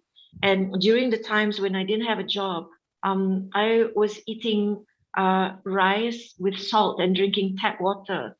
And I don't ever want anyone in my lifetime to ever go through that. So what I'm trying to say is, ladies, we need to be there for each other. We need to support each other. We need to push each other, motivate, and rise together. Because you know what? No one is going to do it for us except us. No one. No one. Allah, the Almighty, He will always be there. Everyone left me when I became disabled. I was just lying down, looking at the four walls and looking at the ceiling. But guess what? I was looking for a best friend. And the best friend that I was looking for is actually the one that I'm looking at the mirror, which is myself. So all I'm saying is sometimes when you think that you are not able to cope anymore, just look in the mirror and look at that person in the mirror and say, you're going to be fine. You're going to be okay. You're going to rise. We're going to do this together. Because guess what? Your best friend, apart from the Almighty, your best friend is yourself. And no one's going to do anything. No one's going to make the changes. No one's going to move forward and push you except yourself. No one. Thank you, Dato. Yeah, it's okay not to be okay. And reach out, ladies. We need to support each other. So, ladies and gentlemen, we have successfully reached the end of our forum. I would like to thank all three of our speakers for sharing their thoughts and insights. I believe I represent everyone here when I say that this has been a very insightful and thought-provoking session. With that, I thank you. Dr. Adli? Thank you very much, Professor Dr. Haslinda, for moderating that very engaging session. I, as a man, also learned a lot from that session. And I'm sure that Tan Sri Rector, who is with us here, also has learned a lot from this session, inshallah. And we shall take a 10 minutes break and we'll come back at 10:45, inshallah, with the next session. Thank you very much. Assalamu alaikum. Thank you. On their camera so that we can take a photo. I forgot about that. All right. So everyone has to smile. Everyone switch on their cameras. Okay. At the count of 3, 2, 1. One more time. 1, 2, 3. Thank you. We'll see you at 10:45, inshallah.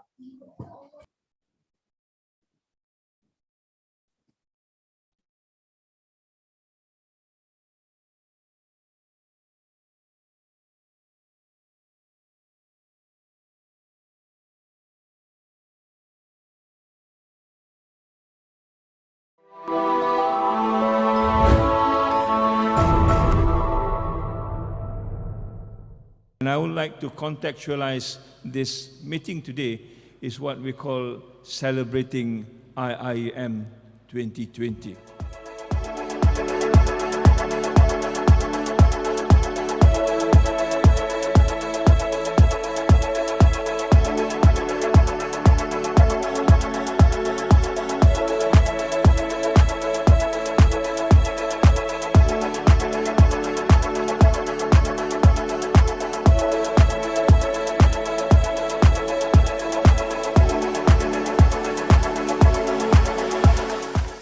Hari ini, Perintah Kawalan Pergerakan dilaksana di seluruh negara bagi mengekang penularan COVID-19.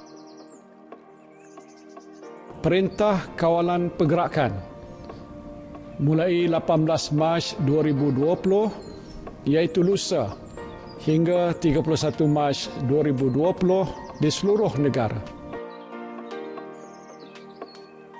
Let me reassure you, as far as I am concerned, the situation in the university is well under control.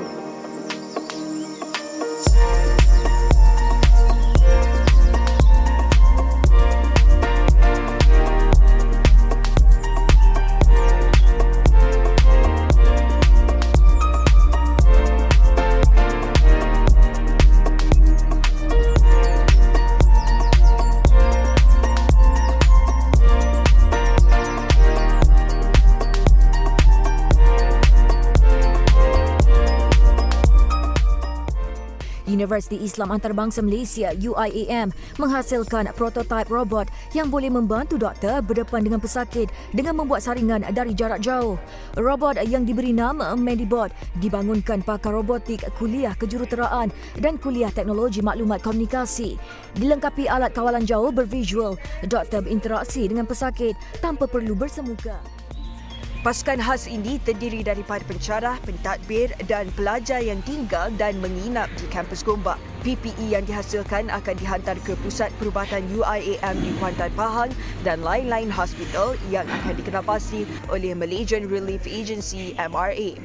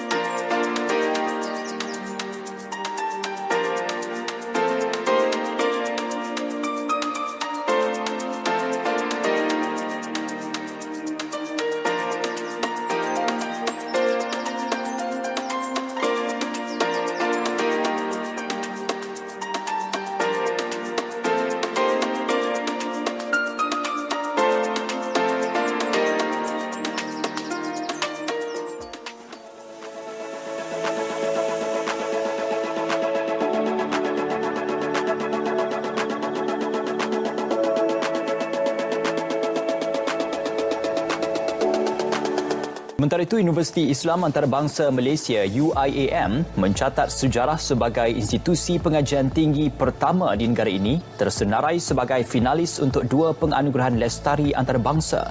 2 anugerah itu adalah anugerah Green Gown antarabangsa dalam kategori institusi lestari terbaik dunia dan anugerah memanfaatkan masyarakat menerusi program Light.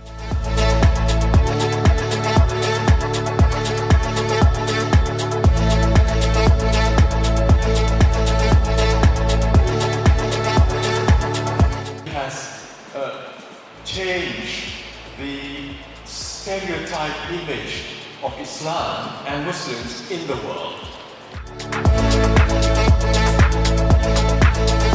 Anugerah ini merupakan pengiktirafan bagi universiti untuk membuat satu perubahan atas kepakaran yang telah diiktiraf oleh bangsa-bangsa bersatu dalam hal ini.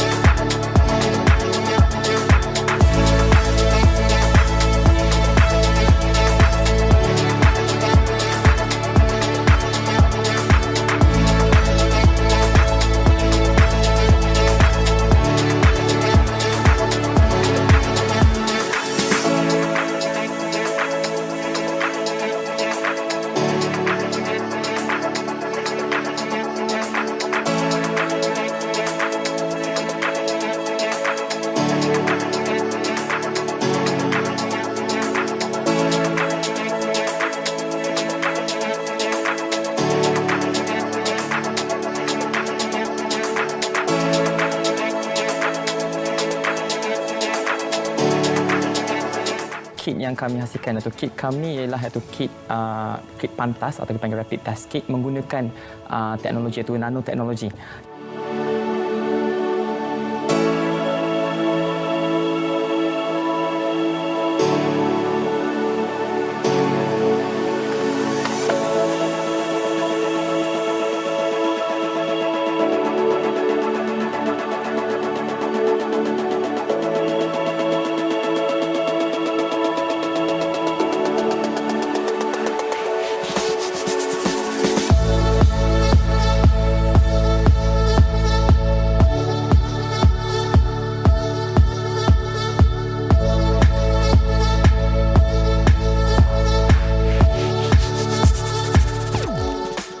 Thank you once again, and I look forward to working with you closely for the year 21, 22 and beyond, and I hope we can come together.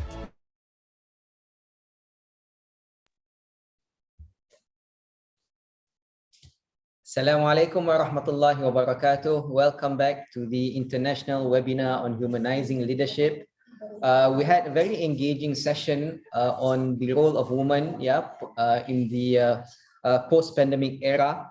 And let me just recap, perhaps, because sometimes there is this misconception about the role of women in Islam, when in fact the Prophet ﷺ also sought advice from his wife during the Treaty of Hudaybiyah, in which many of the companions, who were unsatisfied with the Prophet ﷺ's action, to the extent that when he ordered them to sacrifice the animals and to shave their heads, they refused to do so. So it was Salama who advised, the Prophet ﷺ to walk the talk, and to lead by example. And he indeed took up this advice. So this actually shows how women can also play an important role in Islamic history. And we see Fatimah al-Fihri, for example, who founded the university in Morocco, Al-Qarawiyyin. So we should, empower women to play a much more important role in our societies. Now I would like to invite Associate Professor Dr. Jesni Shamsul Sa'ari, who will moderate our last forum today on leadership and Sejahtera Society. He is currently attached to the Department of Physics at the Kuliah of Science, specializing in the field of quantum key distribution. His work extends to the fundamental concerns of limits of knowledge in ascertaining processes in the universe, which has led to discoveries of new uncertainty relations in physics and can arguably be seen as a new and very niche area in physics. It is interesting to note that Dr. Jesni also paints, plays music, and enjoys cooking. I'm not sure whether he will demonstrate for us those skills. He subscribes to the view that creative art is a common denominator, and he also considers scientific work itself as art. Without further delay, I pass on the floor to Associate Professor Dr. Jesni Shamsul Sa'ari.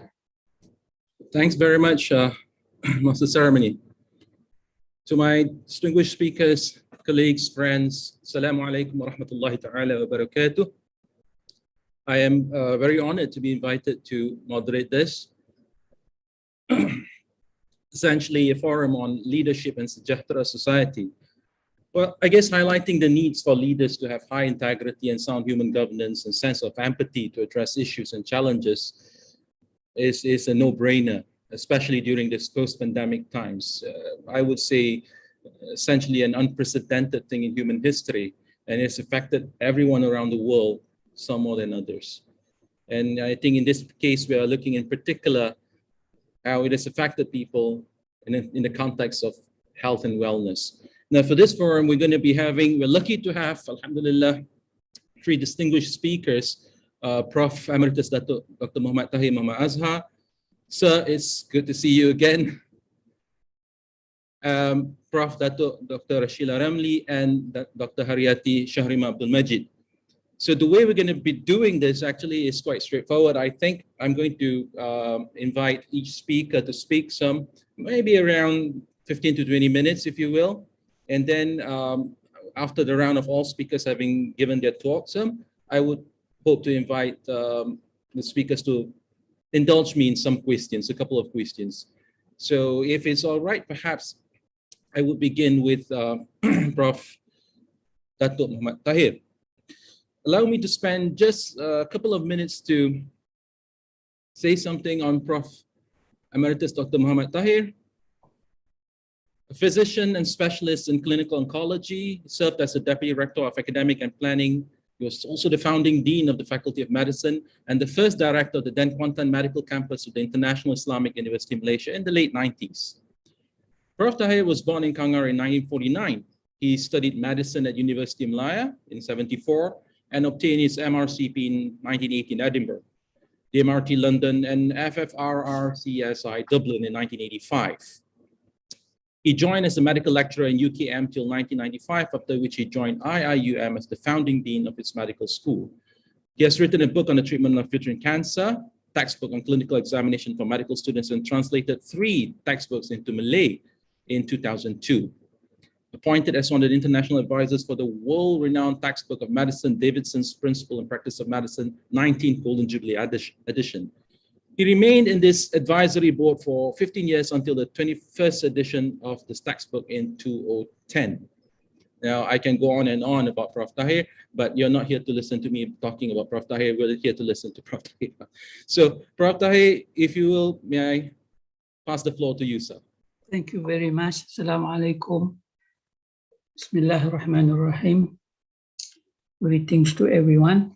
Actually, I was asked to entertain these very fundamental issues in regard to corrupt leadership, balanced society or Sejahtera society, and also the problem of corruption and bribery in the form of a question, which is actually a mouthful. The first question was, can leadership and ethics help in the fight against corruption, bribery, and does it help in the formation of Sejahtera society? The second question is actually, what are the possible solutions that can improve things?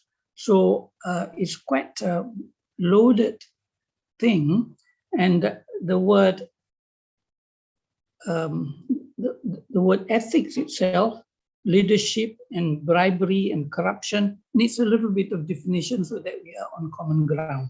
So if I may very briefly touch on what we mean by leadership, it is leading, it is protecting your people, it is guiding, it is consensus building, communicating, and interacting to achieve the target of the people, the organization, or the whatever you are leading. So that is leadership. This is quite an encompassing thing. What about ethics and morality? This is very simple. We all know it. The right and wrong, the ideal, the elements of which are integrity, honesty, trustworthiness, and sincerity, and hard work. That is what contribute and what are the main elements of ethics and morality. Bribery, this is a little component from the bigger thing of what is called corruption, but in brief, bribery is actually material benefits obtained for favors using the power or position that one is entrusted with.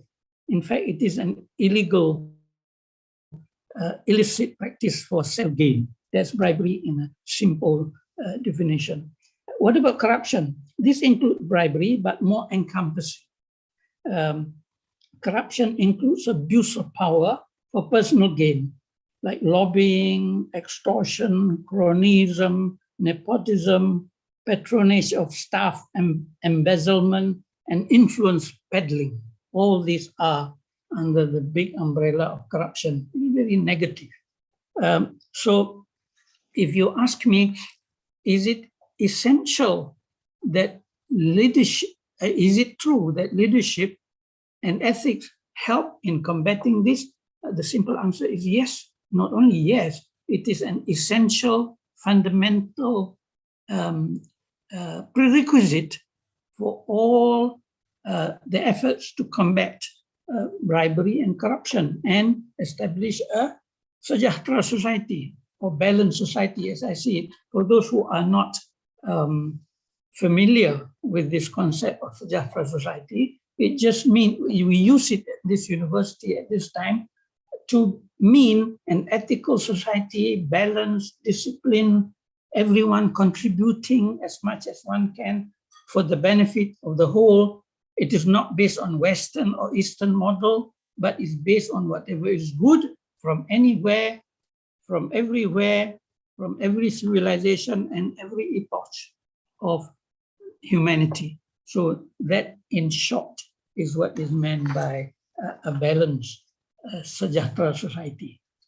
Now, The second question that we try to attempt and answer is, apart from being ethical and internalizing all these good values, what can be done to enhance or promote good leadership and ethical practice? Now, as you know, there are different kinds of people in regard to ethics. I personally classify people regarding to ethics into 3 categories. One, these are people who are inherently ethical. They are, as it were, born ethical. They don't need to be told what is right, what is wrong. They will do the right thing, they will refrain from doing the wrong thing according to their conscience. These are great people. I think the majority are like that. Now, the next category are people who are prone to such thing, to such behavior, but they need some guidance and some code to go along to be a reference. They need that.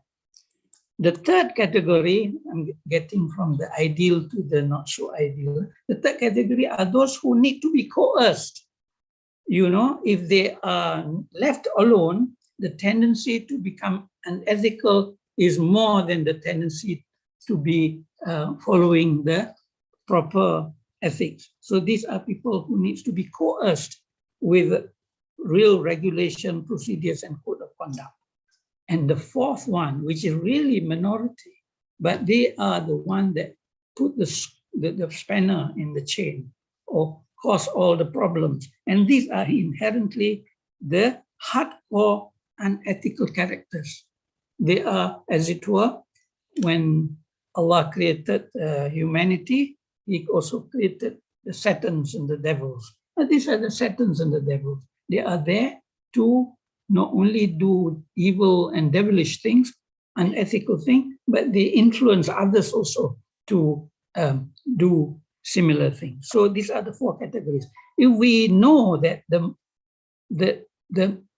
we have to deal with these people, then we have to have these codes of ethics, codes of conduct, and the way that any organization chooses or filter human resource must be aware and have the processes and the tools to be able to identify those in the first and second category of ethical people are in the business of running the organization. This will help a lot in cleaning up and getting the organization less troubled by unethical practice and phenomena.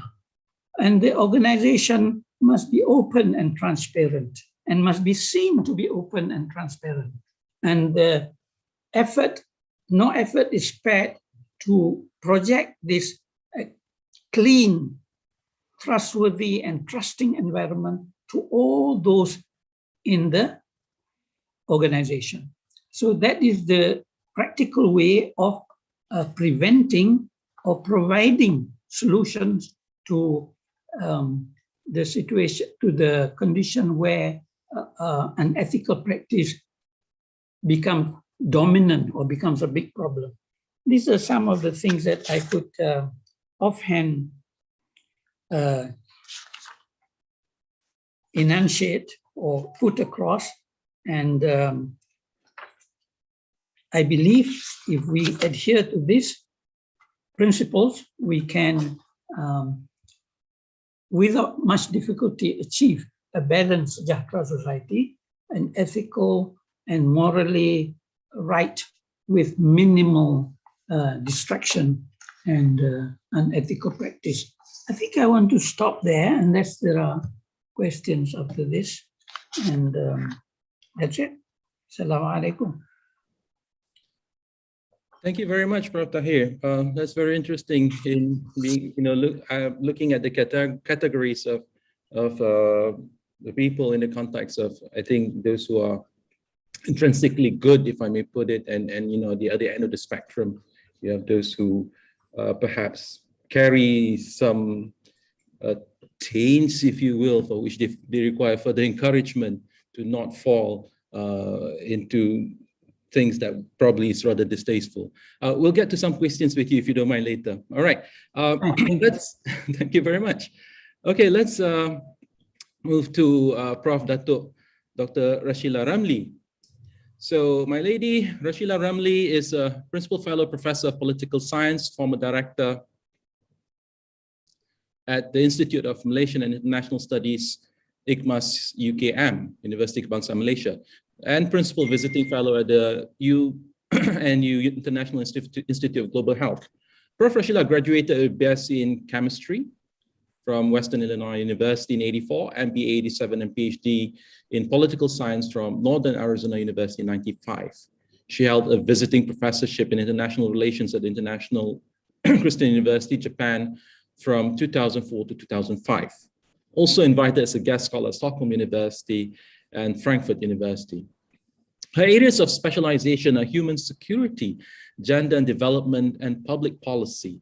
Her research areas are on human security, promoting social inclusion through SDGs, and public policies.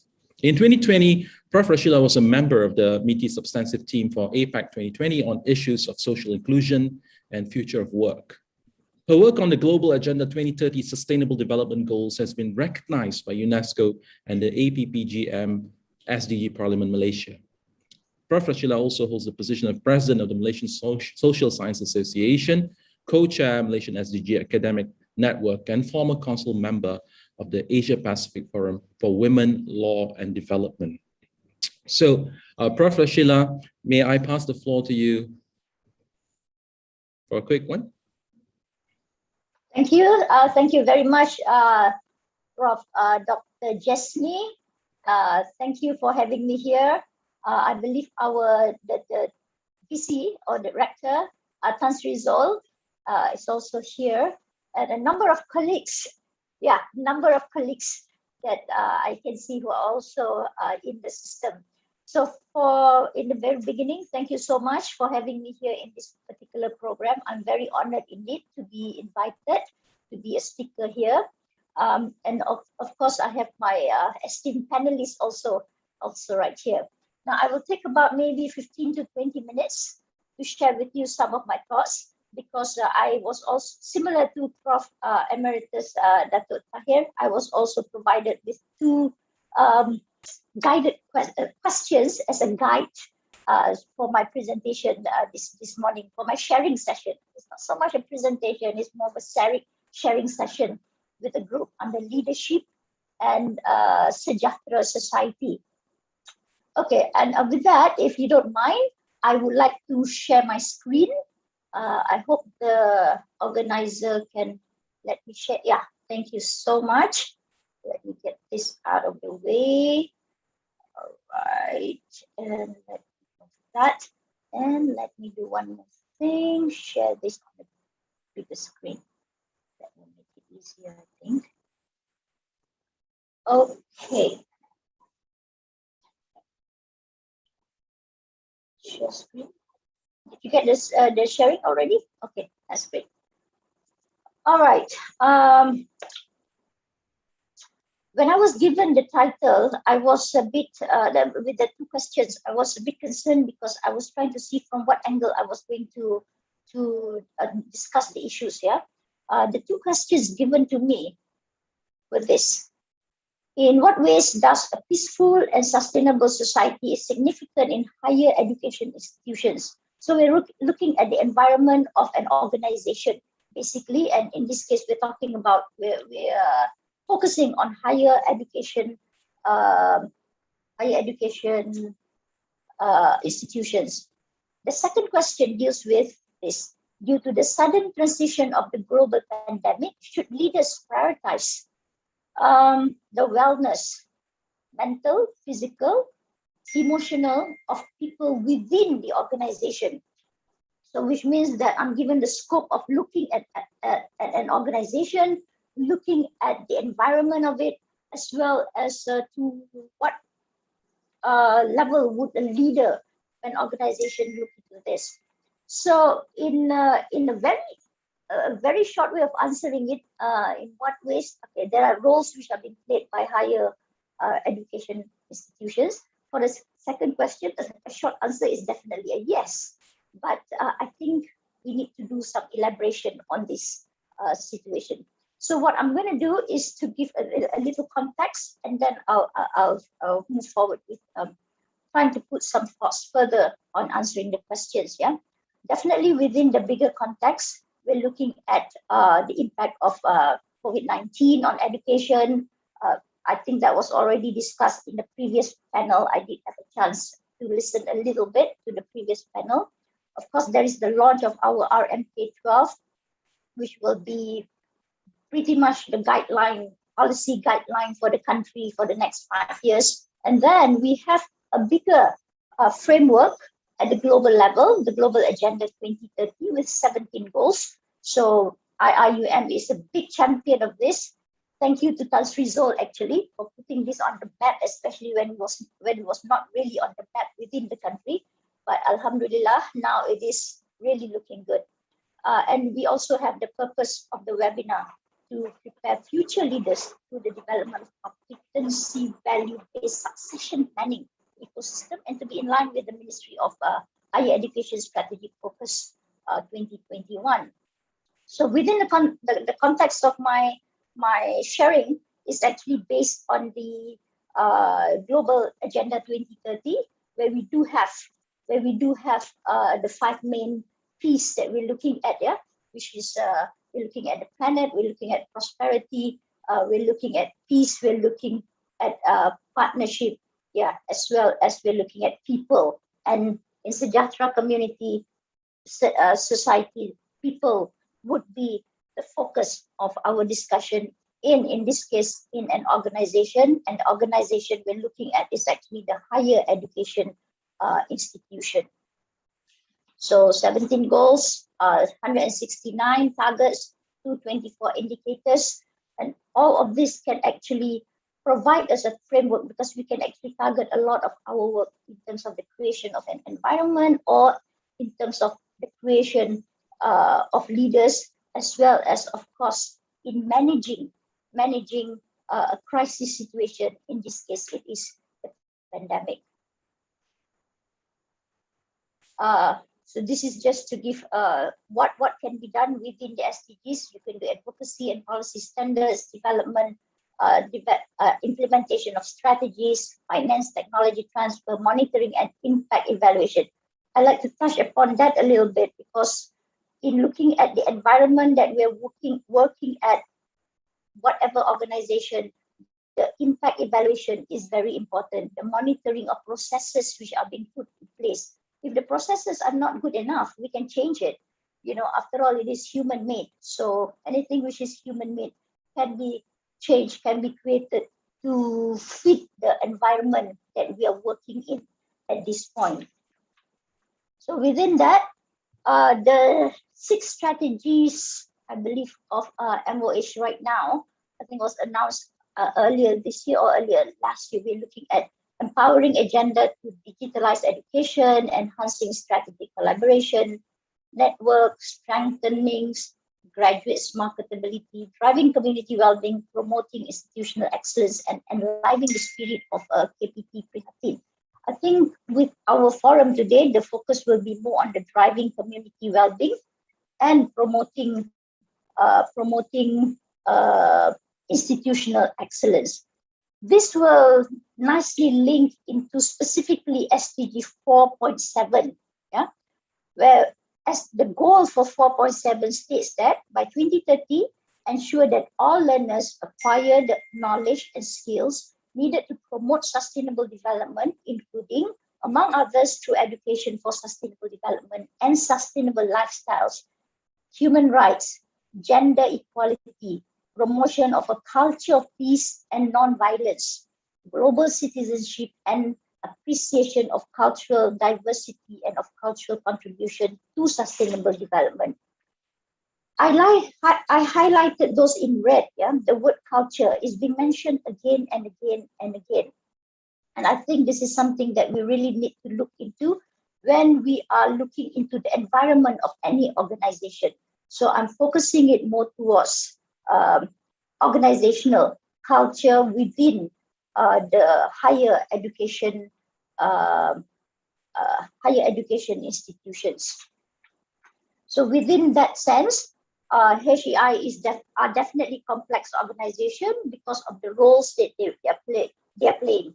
Nurturing future-ready graduates, okay, which means that our lecturers must be presently ready for the future graduates, to train the future graduates, producing research for the needs of communities. It's not just academic communities, but communities as a whole, and providing policy input to the government of the day. And that can change also. So, but policy inputs are important because they have to be embedded within communities. Okay? An environment within HEI, to promote sustainable development and SDG 4. What kind of environment do we have? Is it a collaborative environment? Is it a competition-based environment? Or are people very complacent? Or is it kind of a compliance environment that we're living in? So different organizations will have different kinds of environment, and this can promote or it can demote the notion of a sejahtera society. So I think we need to discuss a bit further on this, and who can influence, shape, change the environment.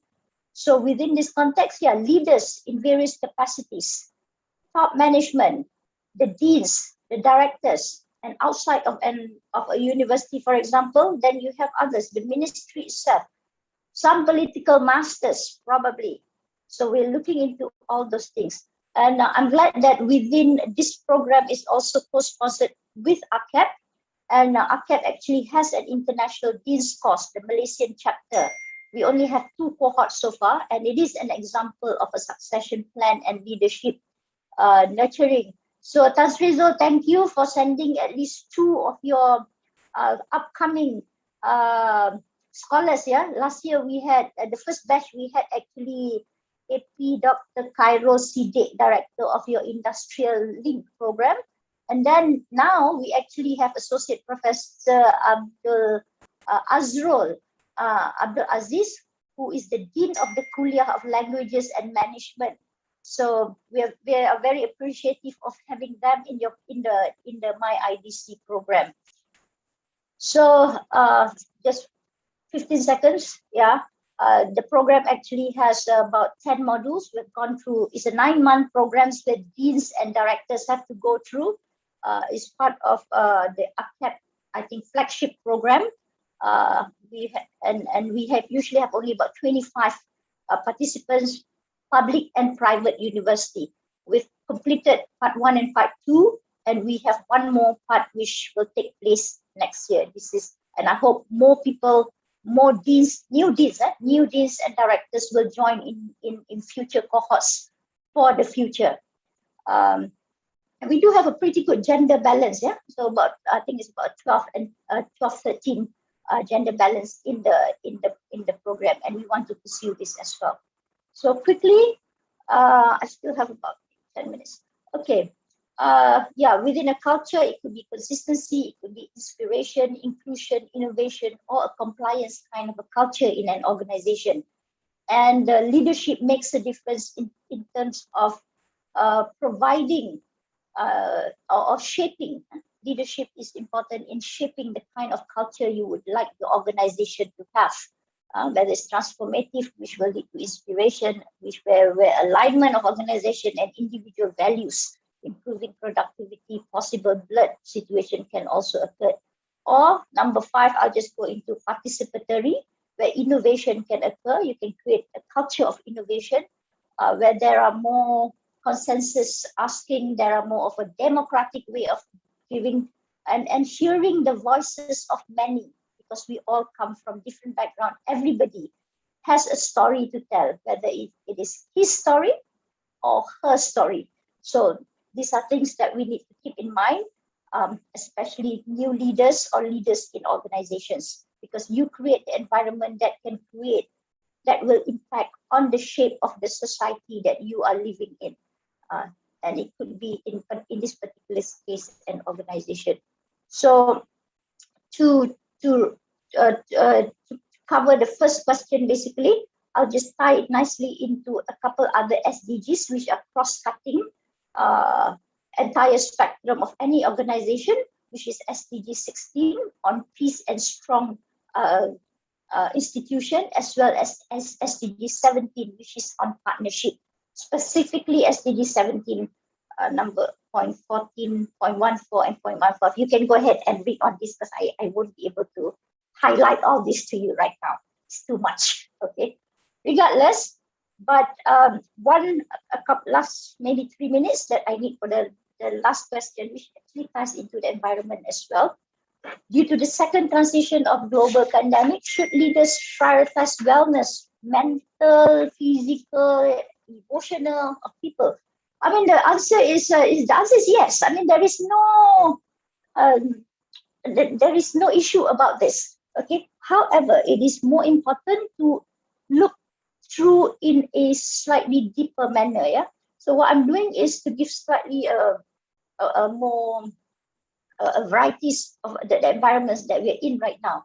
As a country, yes, we are facing unprecedented situation in many fronts. The pandemic has caused loss of many lives, economic crisis, severe impact on livelihoods, unstable political environment, environmental degradation, and definitely educational adaptability. These issues require the synergy between different perspectives to find better solutions to problems on the ground. The pandemic has demonstrated the unsustainability of the destructive practices on the environment and fragility of human existence. Our economy and health system have been seriously damaged. Fortunately, our social cohesion, in many areas have actually strengthened in the midst of the adversity. NGOs come into play, people that we don't know lend a hand in helping out in very, very dire situation. And we definitely need both science and social science to work in tandem to move out of the pandemic. This is my second last slide. So in answering the second question as well, it is important to look into the impact of of the people that we work with. There are different ways to look at impact, but there are at least four areas here, what I call the deep impact, which is the personal. Yeah, there have been financial loss, decrease in self-confidence, domestic violence. In the clear impact deals with skills, performance. So people or students or staff will need to acquire new skills, and that can be daunting if we are not used to it.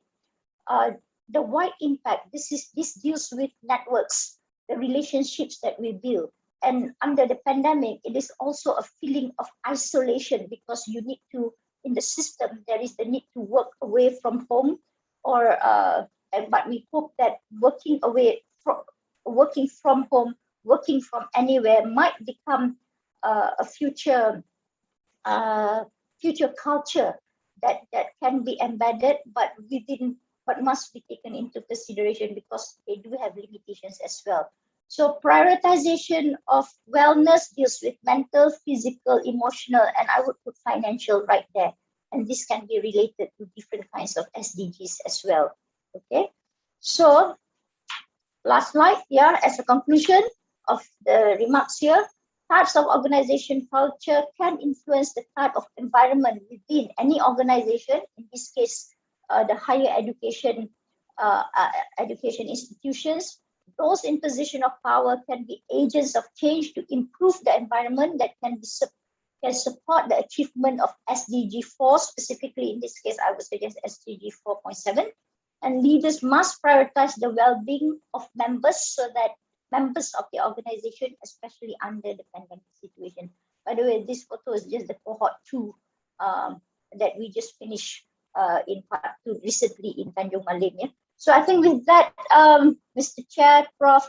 Jasni, I hand it back to you. Thank you for indulging me in my sharing session here. Thank you. Thank you very much, Prof. Yes, and I do appreciate people calling me by the name my father gave me. Jasni is just fine. Thank you. Okay. Okay, sorry. So I'm actually very interested in the fact that you mentioned social sciences and the sciences working together for better humanity. I remember when in my youth, I read a piece of work by, I think, Philosophe Capra, and somebody asked him a question related to the interplay, perhaps, of religion and science. And I remember Capra said something like, it was like a one-sentence thing. He said that science has no need of religion, religion has no need of science, but mankind needs both. I'd like to think there's something in there in relation to what you just said, but let's get back to that later. Can I now invite our third speaker, Dr. Haryati Shahrima Abdul Majid, former EXCO member, Mercy Malaysia. A very quick one on her bio. Dr. Haryati Shahrima Abdul Majid, or Hari, as she is fondly known by her peers, obtained her PhD in Psychology Health in 2001, Masters in Applied Psychology from the University of Surrey in UK, 96, and her BSc Psychology from University of Wisconsin-Madison in the USA.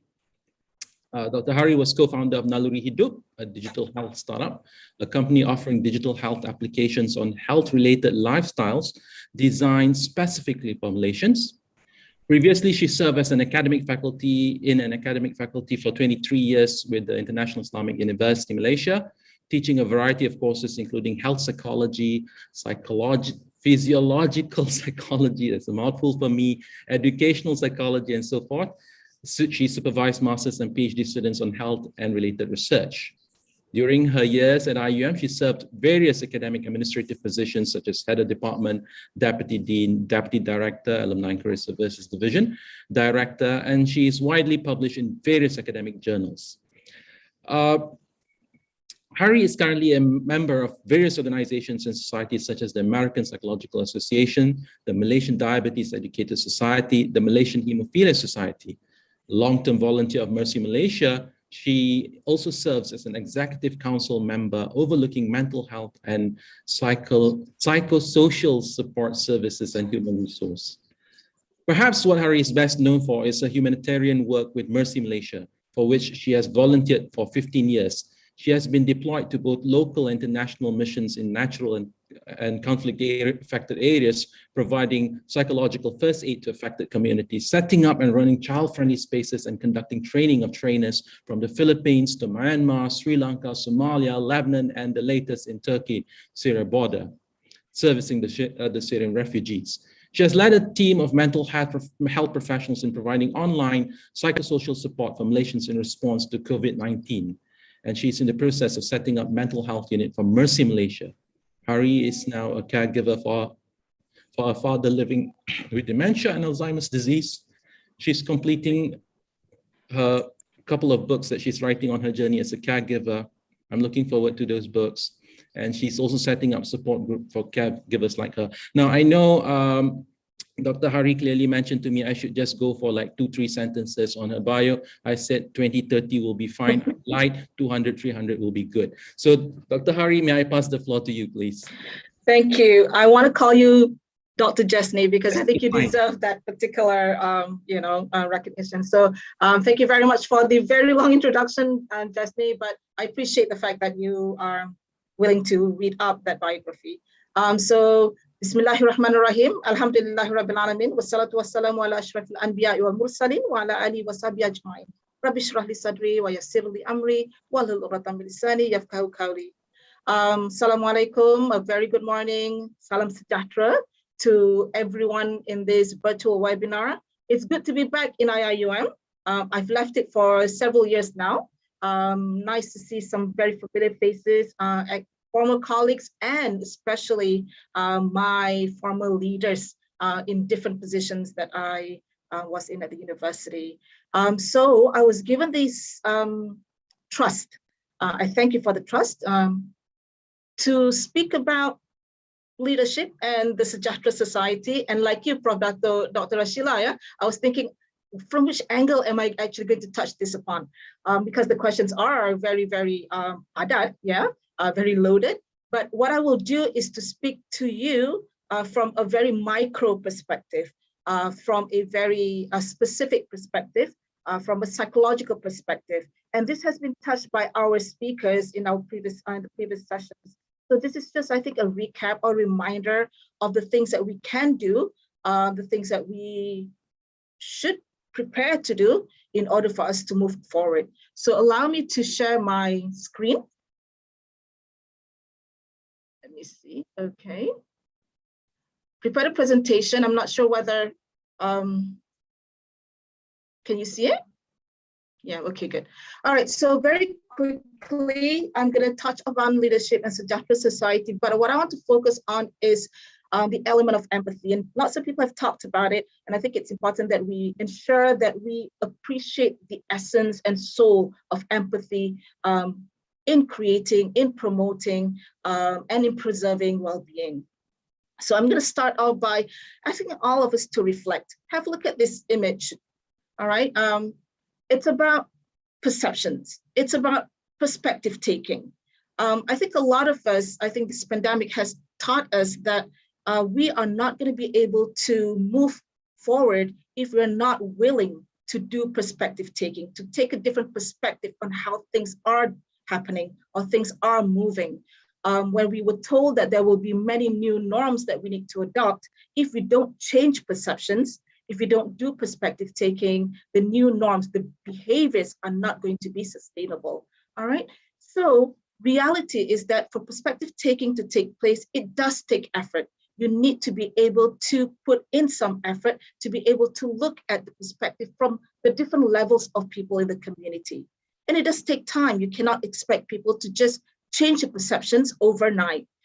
And I think very importantly, perspective taking needs to have support and feedback from others. And it's not just about support and feedback that's provided from others, it's our willingness to listen to and receive feedback and support from others. So it's actually a multi-level initiative effort to be able to do perspective taking. So when we talk about policies, when we talk about frameworks, I'm sure we know that it's very important for us to be able to see things from a level, a variety of perspectives.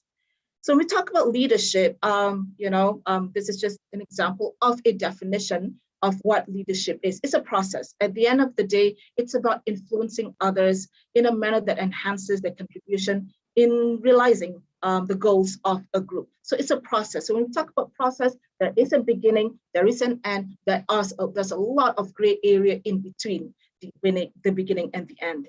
And a leader, all right, is actually now an entrepreneur of identity.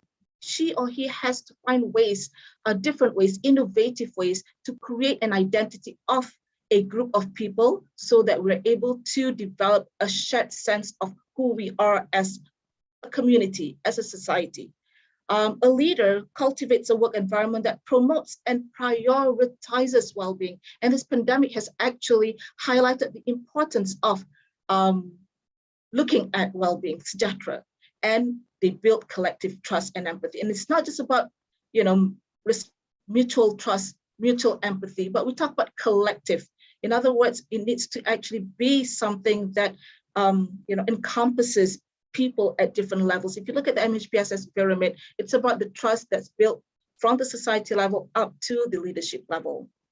From the psychological perspective, one of the models that have been promoted on well-being is called the PERMA model. And there have been adjustments and changes and adaptations to it. But in general, all right, when we talk about well-being, I think this is related to or can be a component of the sejahtera academic framework of IIUM, achieves to or aims to achieve positive emotions. Now, we're not talking about positive emotions as just happiness or joy, because this does not have to last long. But what we can do is to look at positive emotions such as being grateful, being humble, all right? Things that can actually last for a longer time that entails a lot of cognitive processing. So, if I get a gift, I can be happy, but not necessarily it will last a long time. But when I'm grateful, when I bersyukur, when I am humble, all right, there's a lot of process, cognitive process, perceptual process that takes place. There's a lot of engagement that needs to take place as well. So when you are doing something, you are in the zone, you don't come to work thinking that it's something about just clocking in and clocking out. You are in the zone, being able to thrive and flourish with the tasks that are given to you. Positive relationships are super important. Well-being, you cannot achieve without having healthy relationships with other people. And of course, meaningfulness to the work that you're doing. I think one of the things, the challenging things is during this pandemic is people are now beginning to find out or make decisions about what is meaningful for them. All right. So previously, maybe going to work is just going to work. I get salary, but now people are prioritizing because they need to think about the well-being of the children at home, for instance. And of course, well-being is not just about feeling good, it's about being able to achieve something as a result of the efforts that you put into it. But the reality, though, out there is different. All right, so this is an ideal situation that we want to work for, but the reality is different, even before COVID-19. All right, according to the National Health Mobility Survey, Malaysians are already experiencing mental health issues on a large scale. All right, but the problem is that people did not want to talk about mental health. People did not want to talk about mental illnesses, but the reality is that 1 in 3 Malaysians have reported some kind of mental health issues. All right, and very worryingly also is that it doesn't just affect adults, it affects children. So physical and verbal abuse at home among teenagers, 1 in 10 teenagers are physically abused at home. And these are children, teenagers who are going to be your staff, who are going to be your students very soon. And I think what is very scary also is that there are adults at home who are abusing the children, who are abusing kids, the children at home. And they may be our employees, they may be our staff, they may also be our students. So at the end of the day, mental health issues, when we talk about well-being, we cannot ignore that there are challenges in our society when it comes to achieving complete well-being. And according to publications on mental health at the workplace, you will see that there are a number of Malaysian employees who reported moderate to severe symptoms of depression. About 16% of them over the age of 20 have reported severe symptoms of depression. We're talking about severe, we're not just talking about mental health issues. And there are many more employees who have reported poor or very poor quality of sleep. Now, a lot of people will say sleep, but sleeping, I think there is the hadith where Aisha reported, Rasulullah SAW says that your body has rights over you. You need to fast and break your fast. You need to pray and you need to actually rest. But if we are not getting the rest, we're not going to be able to achieve. We're not going to be able to be in the zone when we do our work. We're not being able to actually produce the way we're supposed to actually produce. And the mental health and work environment, percentage of employees in Malaysia cannot decide when to take a break. This is extremely worrying. And we see this in our frontliners with Mercy Malaysia. I was just interviewed yesterday about how our hospital search capacity program has helped our frontliners at HKL and HTR. The initial response was actually very poor because people or our frontliners did not feel that they deserve to take a break, that they can take a break because they felt that their work is more important. But of course it is more important, but the self-care practices is something that they need to prioritize. So we have had to do a lot of promotion, a lot of building trust to ensure that taking a break for them is actually an investment so that they can take care of our loved ones if they are diagnosed with COVID-19. Percentage of employees in Malaysia who do not feel that they have a choice in deciding what they do at work.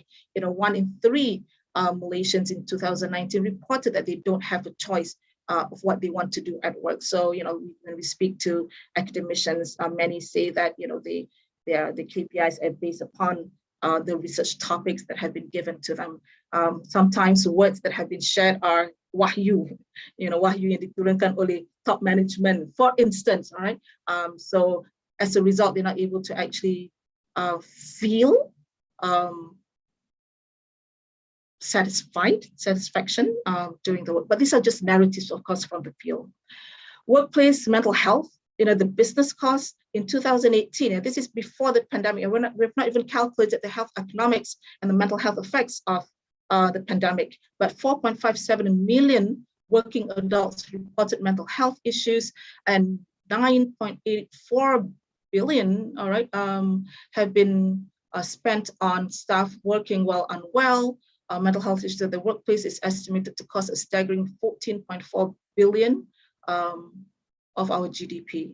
If we don't look at the health economics of our staff, of our employees, the reasons why they take leave in the first place, the severity, the illness has become more severe. It can actually, or it does have an effect on the organization itself, the productivity of the organization. 1.34 billion was spent on staff turnover, all right, and 3.28 billion have been spent on staff missing work for mental health issues. So these are real, all right, and I think it's very important that when we talk about Kesejahteraan, when we talk about Sejahtera and well-being, we talk about the resources, the psychological resources, the people behind the innovation, the people behind the productivity, the people behind the work that is needed to achieve the vision of the organization. So what can be done? Lots of things have been published, especially post-pandemic, on empathy. And a lot of people are talking about empathy. It's becoming a very sexy word. But some people have argued that, empathy, you're actually making stuff more manja.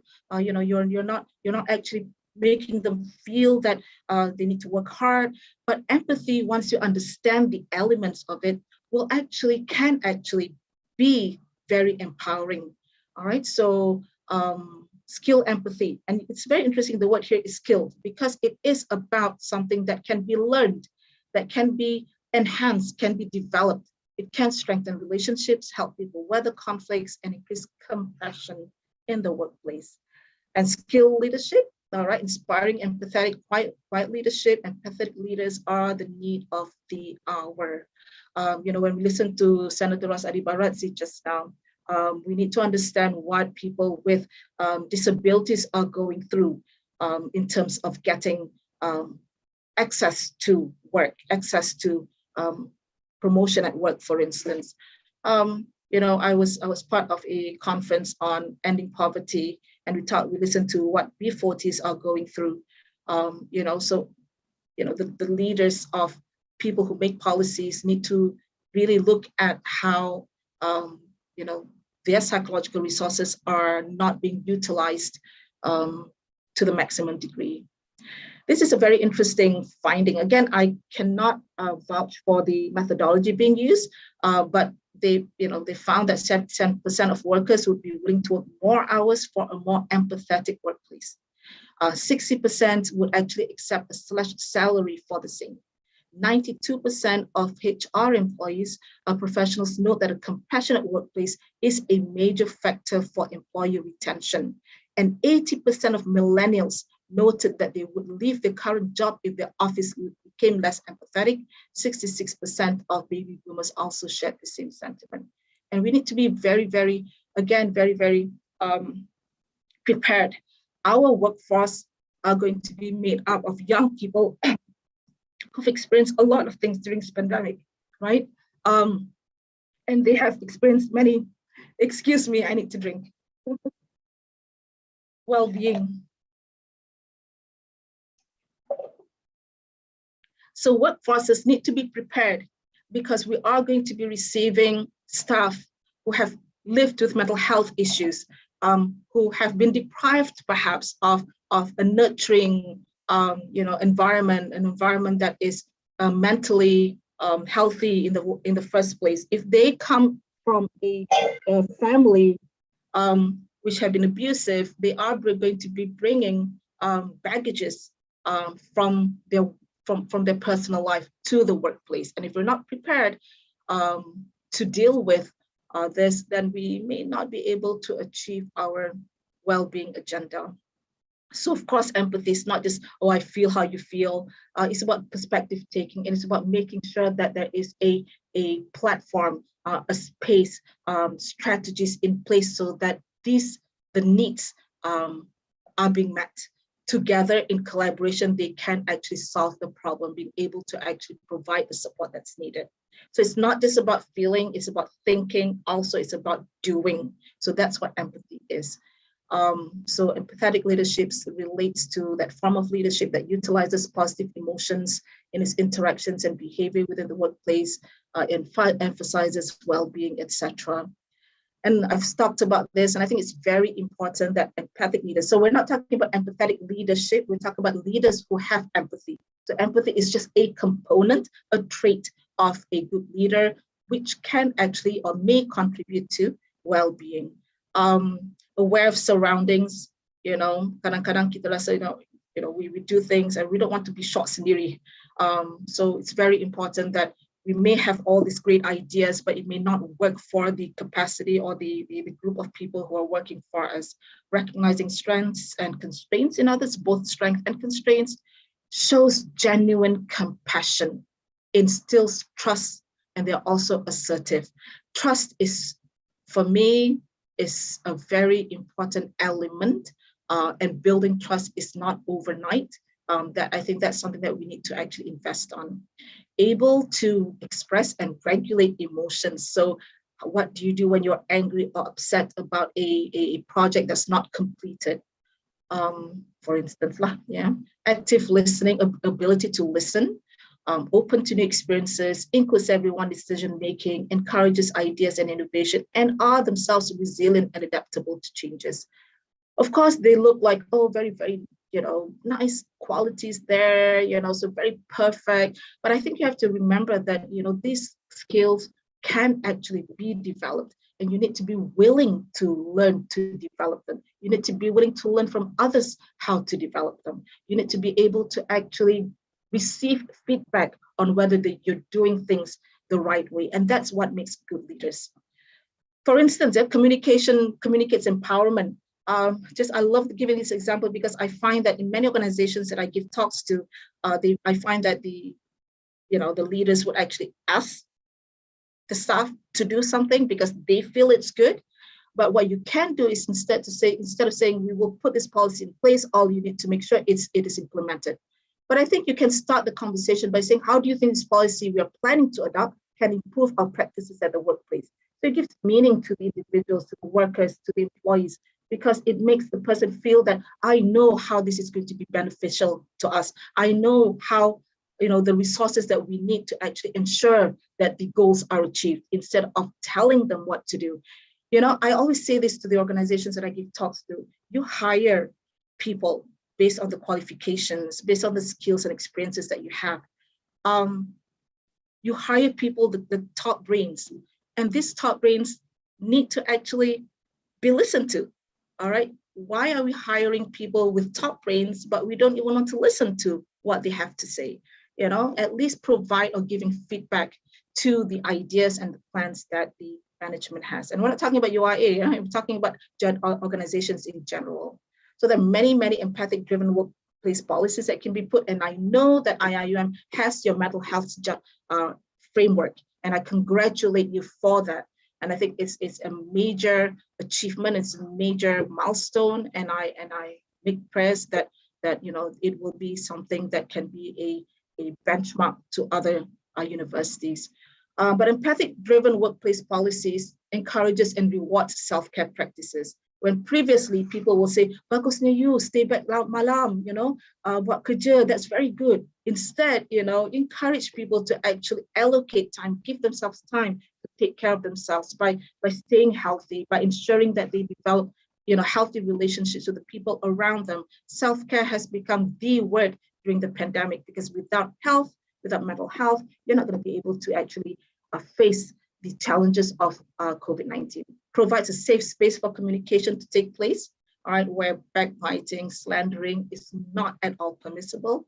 Provides and communicates clearly safety and healthy workplace practices.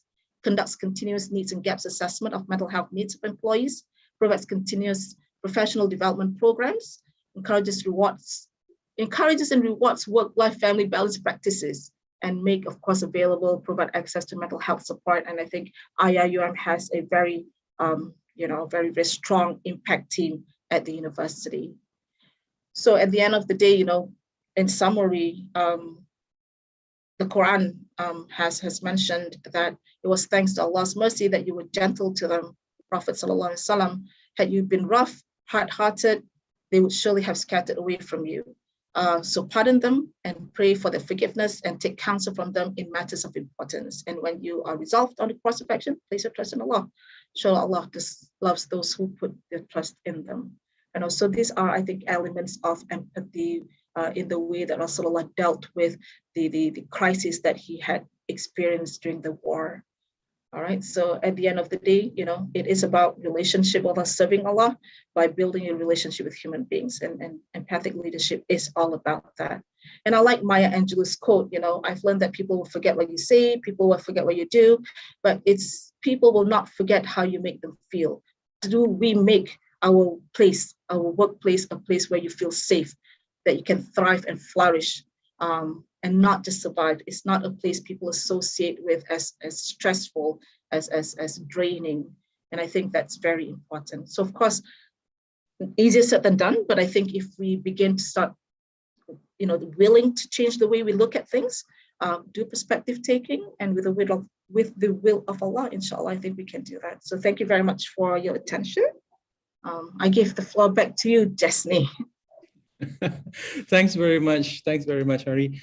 I noted that I think a very core element in the entire thing was empathy, empathic leadership. And when I was looking at that list of empathic leadership, you know, the only thing that was running through my mind was, I think my rector should probably worry about getting a new dean for Kuliah of Science. I think I like a bit of empathy here. Okay, so anyhow, thank you very much to the speakers. I'm just going to go now with a few questions, if you don't terribly mind. I'm going to start off with Prof. Tahir. We were looking into the issue of integrity and such. Perhaps I'm going to go with a more practical question. You know, people talk about the carrot or the stick kind of thing which to use, and there are those who seem to think that unrealistic KPIs motivate people to resort to unethical practices to prove their worth in the context of the KPIs. But on the other hand, there are those who suggest that without any KPIs, that's kind of like a blanket approval to not do anything. So what do you think about this?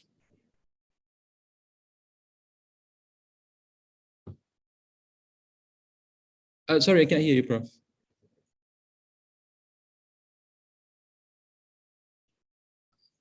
Again, sorry, I can't hear you, Prof. Do you terribly mind unmuting the mic?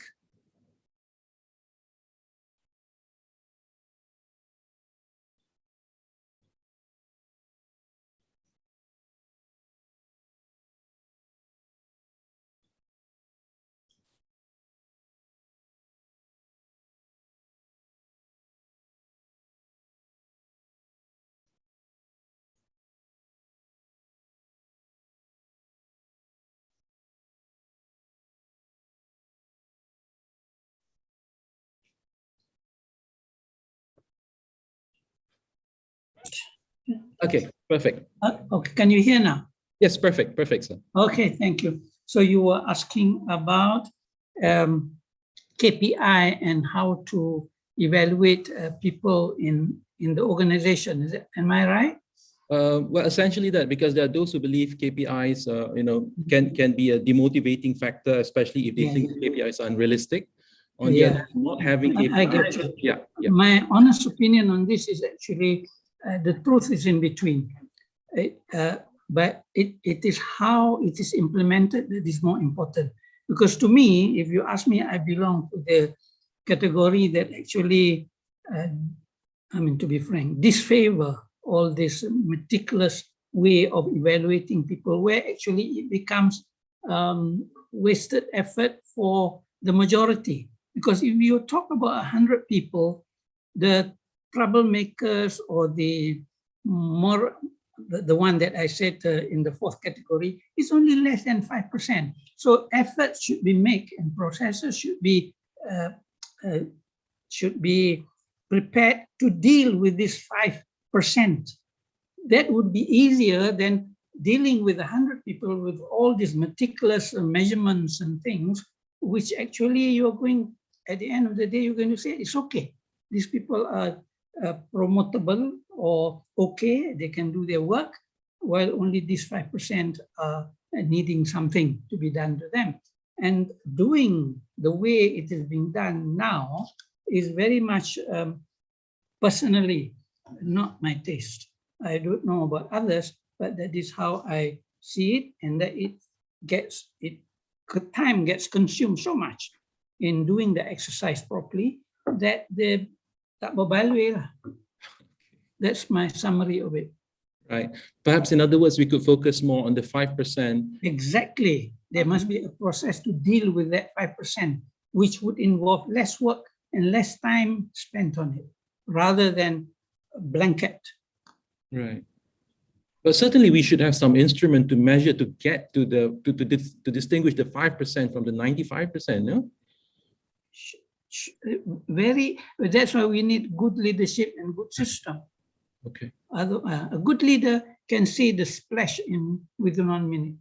Okay. There's a Malay proverb which says, terkilat ikan di air, dah tahu dah jantan betinanya. Oh, okay, that's new to me. Okay. Yeah. All right. Okay. All right. Thanks very much, Prof. Tahir. That's very good. That's very good. I like the fact that we should focus on those who are definitely in need of help, of support. Yeah. Okay. So can I go to the next question to Prof. Rashila? Again, I'm trying to look at something which is something that we could take for practical purposes, what we can do in practice. Now, yeah, we look at things in the context of leaders and how they can support and so forth, create the environment to work in and so forth. But we also know that, given the pandemic, there have been a lot of impacts, very serious impact on the way we do research. We can't go to the labs, there are people who can't go to the field and so forth. At the end of the day, these researchers will go back to their bosses, so to speak, their leaders, so to speak, and say, we can't do this. So what do you think can be done? What can the leader provide to these people, to his colleagues? Okay. Thank you so much, Dr. Jesney. Okay. Based on the question that you gave, during the pandemic period, there has been a lot of, research projects or works in the field that cannot be conducted. And that has had a lot of implications on not just researchers, but people who are pretty much doing work on the field. This could be even government agencies. This could be NGOs. A lot that I work with actually, and you could see that this is something that has to be taken into account, because in the end, the product that you come out after, in this case for researchers, it will impact a few things. It will impact maybe their career movement. It can impact the overall organizational. This is tying back to what to your first question just now, to Prof. Tahir just now.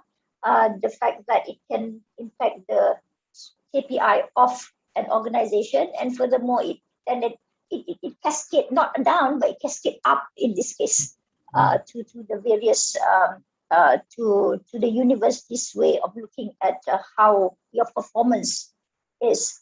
So, as a leader for an organization, this is where maybe we can tie to some of what Dr. Haryati mentioned just now. The empathy is necessary. The fact that you can work from home to do things, and the fact that if you need to delay certain work because it is beyond your control.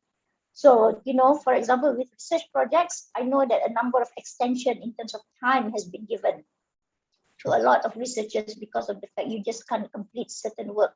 Certain work that you can do online, maybe you have the equipment online, but your beneficiaries or your respondents may not have the capacity to link up with you. I've got to work with groups in Sabah and Sarawak, and our respondents or the beneficiaries of programs could only get the internet connection when they have to go by the river in order to get the connection. I mean, these are the reality of the situation. So leaders will have to empathize with this, not just sympathize here, empathize with it, because it is necessary for them to provide ways, whether it's connectivity, whether it is time, whether it is even moral support, whatever that is necessary for, in this case, specifically more towards lecturers. Dr. Jesney, if you don't mind, can I address a little bit of the first question that was given to Prof. Dato' tadi tu. Please. Yeah. Just I'll take a couple minutes. I've had to live with KPIs for a long time until quite recently, which I'm still living with it, but it is not as bad as it was before because I'm no longer holding a formal position. Okay, so to me, I think KPIs are guidelines. To some extent, it is necessary to have a certain guidelines for the overall organization. However, I think there is a need to balance it with the needs of the researchers. We know some are good in producing papers, some are good in producing books, some are good in producing, for example, policy papers. So I think there is a need to balance between all this to work on the strength of our researchers. And then the organization will have to figure out a way, because maybe within, say, for example, the sciences and the social sciences, there are strength in both, and to reach a certain KPI, and that is not because of something that we want, but that is because it is given to us by the higher authority through the ministry, and also it linked up to the various ranking scale that is being used. So understanding the reality of that, there is a need to balance the strength of each other in trying to have this. So as a guideline is okay, but when you put it as a compliance form of a thing, then people are working to reach it, but it is not with it's only maybe with their mind, but it is not together with their heart. So this is something which is problematic in the long run, because people's interests will not be at the right place. So just some remarks to share with you on that. Sure. So perhaps I guess you say that in drawing up these guidelines, which we call KPI, if you will, the leaders should actually engage with his subordinates, his or her subordinates, to determine what exactly the person would like to invest in based on his or her expertise. Right. Yeah. Okay. That's fair. All right. Can I go to a third question? This is to Dr. Hari, actually. I noticed you mentioned just now the first part of your talk, which I think kind of like, to me at least, it speaks of why we need the empathy thing, i.e. the issue of having different perspectives. Yeah. The thing is this. Well, I agree. I definitely agree with this concept of different perspectives, and it certainly, to some extent, has been perhaps put on in the form of philosophy of postmodernism, even. All right, and technically, I think one cannot deny it. The only difference is whether such a philosophy is acceptable on a grander scale. But my curiosity is about this: when we have these different perspectives, and if we think that they are all equally privileged, none is more privileged of another, do they converge, or should they converge? Because at the end, in an organization, we got a job to do. So if we have different perspectives of things, how do we go about? Yeah, I think at the end of the day, thank you, Jasny, for that question. And when we talk about having different perspectives, it does not mean that all perspectives, how do I say this? All perspectives will be put into action. I think as an organization, communication has to take place. And then that's why I think, if the top management feels that, this particular policy or framework needs to be implemented, but people from the grassroots level does not feel that it's time for them yet, they're not ready yet to do it. We need to actually sit down and identify the reasons why they feel that it's not ready yet. But the top management also needs to actually make a case for the reasons why they need to be implemented. So I think the way that communication takes place is super important. I deal with patients and doctors, in trying to, for instance, we've just celebrated World Diabetes Days, all right? And doctors expect patients to actually adhere to treatment that's recommended. Because it's important that you take care of your HbA1c level. One of the reasons why research has indicated the reason why there is a non-adherence, a high non-adherence among patients with diabetes is because patients perceive diabetes in a different way compared to how doctors or medical professionals see diabetes. So they need to actually be able to listen to how both sides, perceive diabetes and then provide the right psychoeducation to correct information, to provide or highlight the evidence behind a certain recommendation, for instance. Yeah, but unless you listen to what others have to say, you will not have that buy-in. You know, people will not feel that, hey, you tak dengar pun apa kita masalah kita, and you think that we can do this. You know, so they may not be right, but it's their perception. Right. So we don't want to add to that perception that they're not being listened to. So I think providing that safe space for that conversation, communication to take place is very important, so that we're able to identify the pros and cons of adapting or adopting a new policy, for instance, and then together make a decision about what's important for the group or for the organization.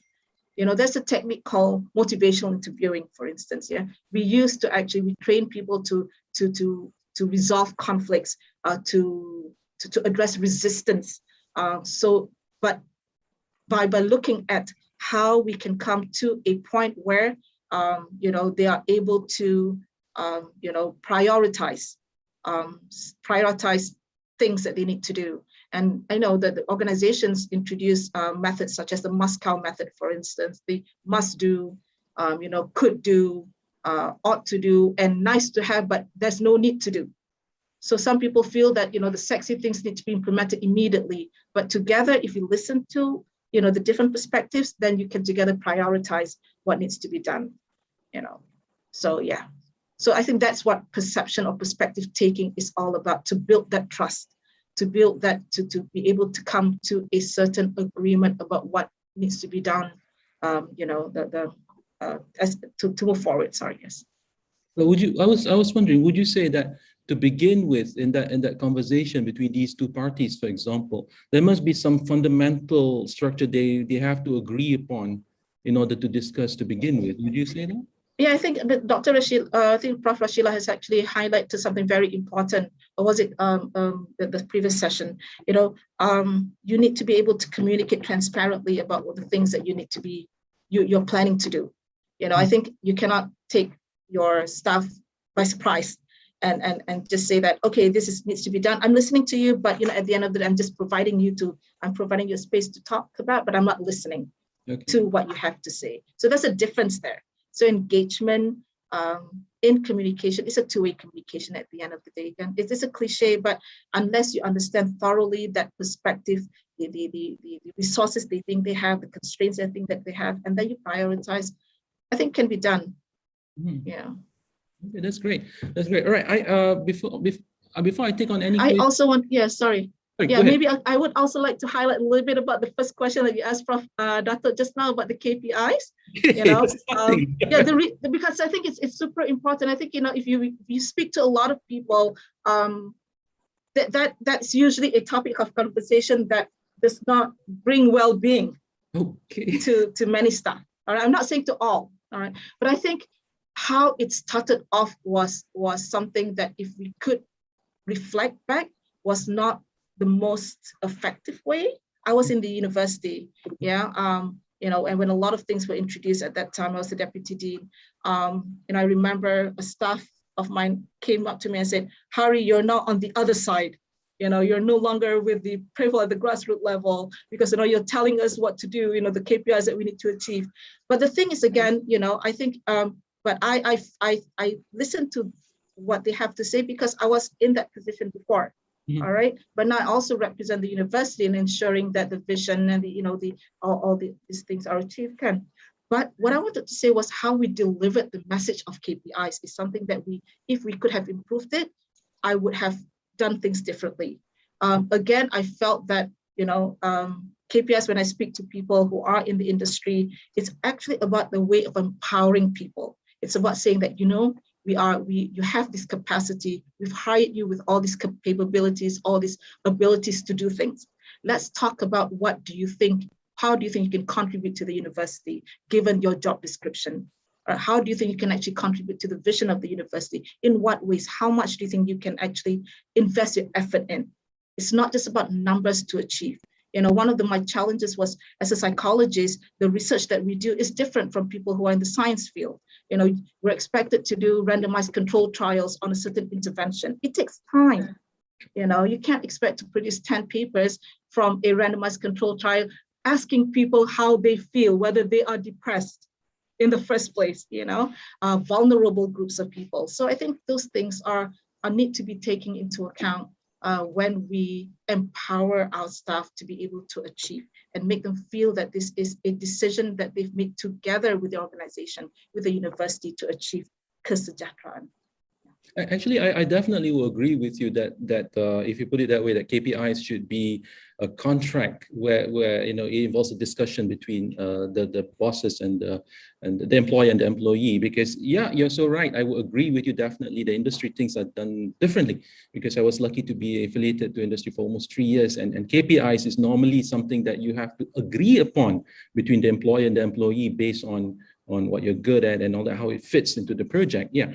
But just to play the devil's advocate a little bit, perhaps this question I can throw to all the three speakers. When we talk about KPIs, and you know, there is this slightly, I would say, negative perspective of you know, having to do something that is being, you know, you're told to do, and there are ways of measuring this, and we don't like it, kind of thing, because you know, there's something in us that said that we are good at this and so forth.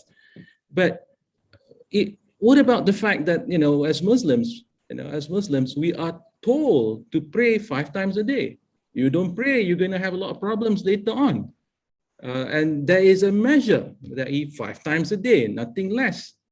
You know, what about those kind of things? Or you have to fast in the month of Ramadan. I mean, I'm just curious, how do we go about with this? Because it's like suddenly you don't have a say here. You got to do it. How do we go about with this as parents, for example? Or as leaders in an organization where we say there are things that we have to do. What would you think? What would you say? Are these not KPIs? Anyone? Any of the speakers? At this point, actually, in terms of basic duties and basic duties that somebody has to do in a particular organization is well known to the employer and the employee. I don't think that should be an issue at all. It is the extra bit that is inherent in this KPI thing, that 2 or 3% must fail. That is something that I cannot accept.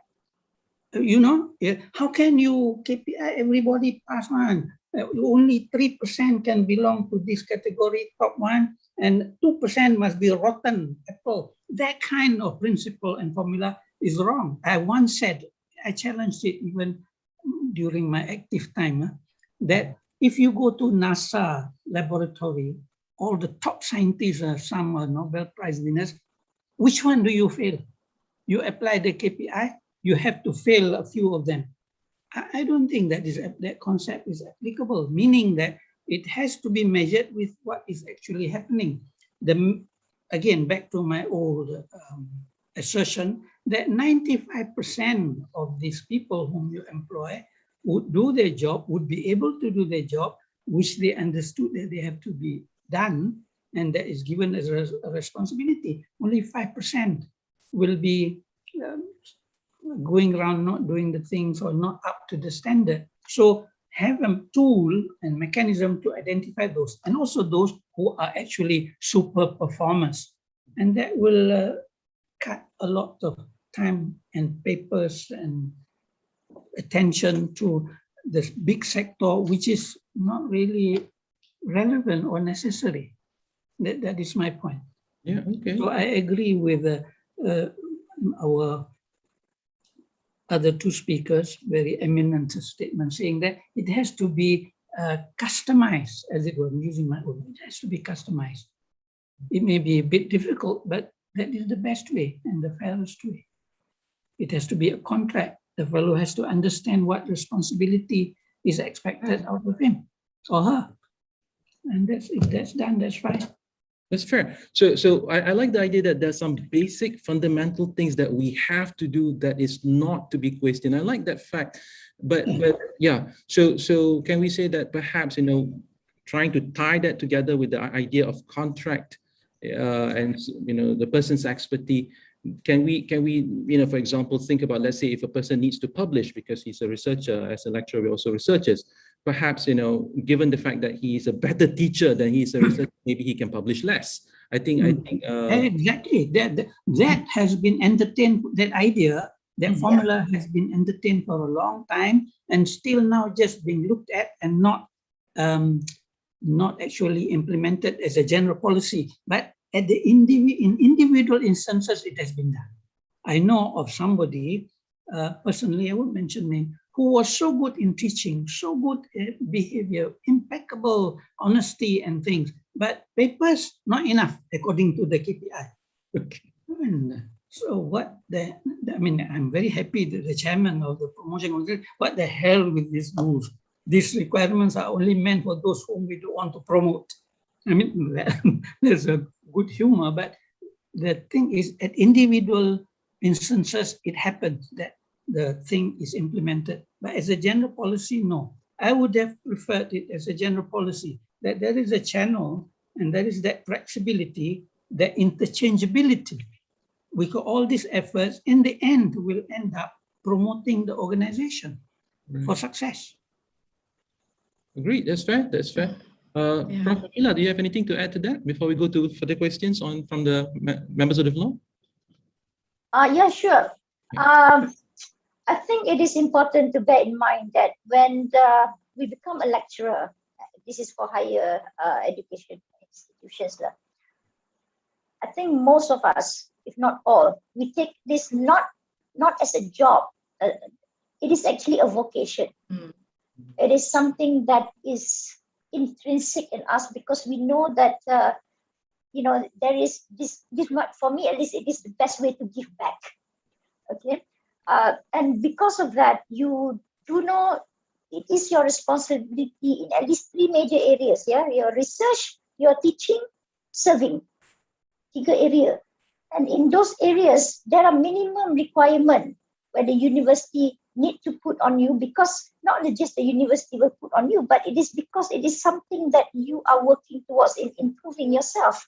So to me, we do need those minimum requirement, whatever that might be. And I think if the message, as mentioned by Dr. Had, if the message about that is given very clearly from the beginning, that these are ways to actually improve yourself as you move up the ladder, whether you are going to be, whether you go to the next post as a Prof. Madhya and then later on as professor along the way, and also as you're holding different posts, administrative posts, it is about empowerment. Then I think if the message is given properly from the very beginning and people are made known about, people get to know about it, that is important.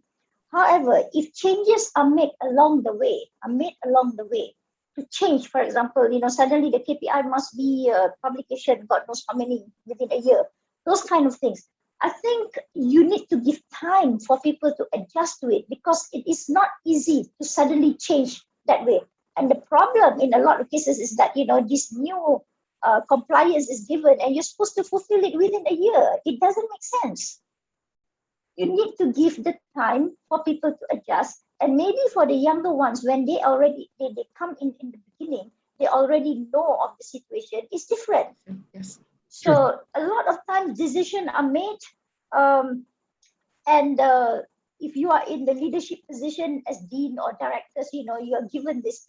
So sometimes we have to go back and argue with the higher authority to say, look, I need this can be done, but this is how I need to do it for my organization. So these are things that, even as leaders, you need to negotiate back and not just accept everything. So I think these are some of the things we need to keep in mind when we're dealing with our own academic community, not just the academic, the administrative community as well, because they have to do the supporting stuff and suddenly things are new. Yeah. And, change can be very, very unwanted by a lot of people, unless they understand why changes are necessary. Yes, sure. So, just some take on this. Thank you. Thank you. I'm going to take a question or comment from Dr. Kim, Dr. Par Kim Beng, is it? Yes, please. Go ahead. Can you unmute yourself, sir? With due respect, I will allow Prof. Zul to ask his question first, and then I will then follow up later. Okay. Maybe he has more to reflect on. Are you sure? Yep. Thank you. No worries. Okay, Tan Sri Zul, boss, you have a comment. I just want to emphasize that I think KPI or no KPI, I think the balance is important. You know, especially when you cite the Salat as an example. If you go by KPI, all of us will just do the 4 rakaat and that's it. We can do it in 2 minutes. We can do it in 1 minute. If the numbers are important. But I think inherently this is the quality that we want to look at. And that's why I look at it, maybe the khushu', you know, is how much more concentration that you can give in your salat that makes you a better person. And that is invariably unmeasurable. You know, you cannot measure how concentrated. Nobody even knows how much concentration you put in. And I guess that is the exercise. Perhaps the numbers are just the initial thing, but you want to get into. So when Rasila talks about publication, I can have 10 publications. By the end of the day, how much of this publication translate into impact? So we talk about impact factor, which is a number. Impact is the actual essence of what we do. I think we need to go to the essence of what this is all about. What is the essence of leadership? It's just, you know, instructing people, doing the thing, but not going into the values that. I think this is where we are caught at the moment in time when we look at leadership as something which is very external rather than internal. I think my take is basically it's about you as an internal person. Then only you have the quote unquote authority if you want to tell other people what to do. If you don't do it yourself, as a rector, if I don't publish, I have no right to tell my staff publish. You know, if I don't speak, I don't have the right to tell my staff go and speak. You know, because I don't demonstrate it. So I think this is where I think we need to strike a balance of what leadership is all about. And this is where I felt the ministry of way of doing things is something which is not, well, to find a better word, it does not convey the meaning, you know. It's always top down, it's never bottom up, or very rarely bottom up. So we always meet their expectation, but they don't meet our expectations. And therefore, I think there's a frustration in between. And I hope this is where we can put some of so understanding of what leadership is all about. Thank you. I don't know whether I'm making sense, but it strikes me as something which is great. Thanks. Very important. Thank you. Thank you, boss. So actually, despite the fact that I've been on a number of instances in argument with my boss, but I definitely agree that quality, at least my perspective, is quality outweighs quantity. That's how I would take it. All right. Can I get from Dr. Park Kim Beng, please? Well, first of all, I've been following the seminar for 1.5 days. And although I'm not a staff of IIU, I can feel the empathy of Prof. And I'm saying this not because of trying to ingratiate myself to him. The reason why I say that is because I've been in seminars before where the rector or the chancellor or even the head of department will go missing. I'll give you an example of ASEAN, where I was the director of political and security community. When the ASEAN Regional Forum was convened in Bangkok, I have to name names, unfortunately. Saifuddin Abdullah, the foreign minister, went missing. He passed it on to, not even to KSU or to TKSU, but the head of ASEAN to speak on his behalf. As a Malaysian representing the ASEAN Secretariat, next to me was Singapore, because we go by alphabet. He was there, Dr. Vivian Balakrishnan, Again, I'm naming names to show that I was there, not because I want to character assassinate anyone. All his staffs from the Singapore Ministry of Foreign Affairs had a screen filter, and they were very efficient in typing all the words at verbatim. And if you try to look at what the Singaporeans are typing, you cannot see a word. However, when Dr. Vivian Balakrishnan came in, he would be very friendly. He would shake your hands, he would greet you, he would pat you on your shoulder, and you feel extremely comforted by the fact that the minister would go to that extent of showing empathy. But the moment the meeting begins, when the speakers from CMLV, Cambodia, Myanmar, Laos, Vietnam, begin to speak, Dr. Vivian Balakrishnan would look down and start tapping on his WhatsApp nonstop.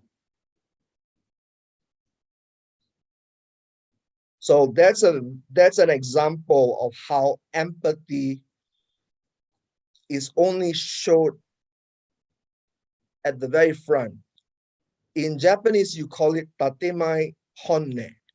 Tatemai is when you show your best features when you are greeting someone.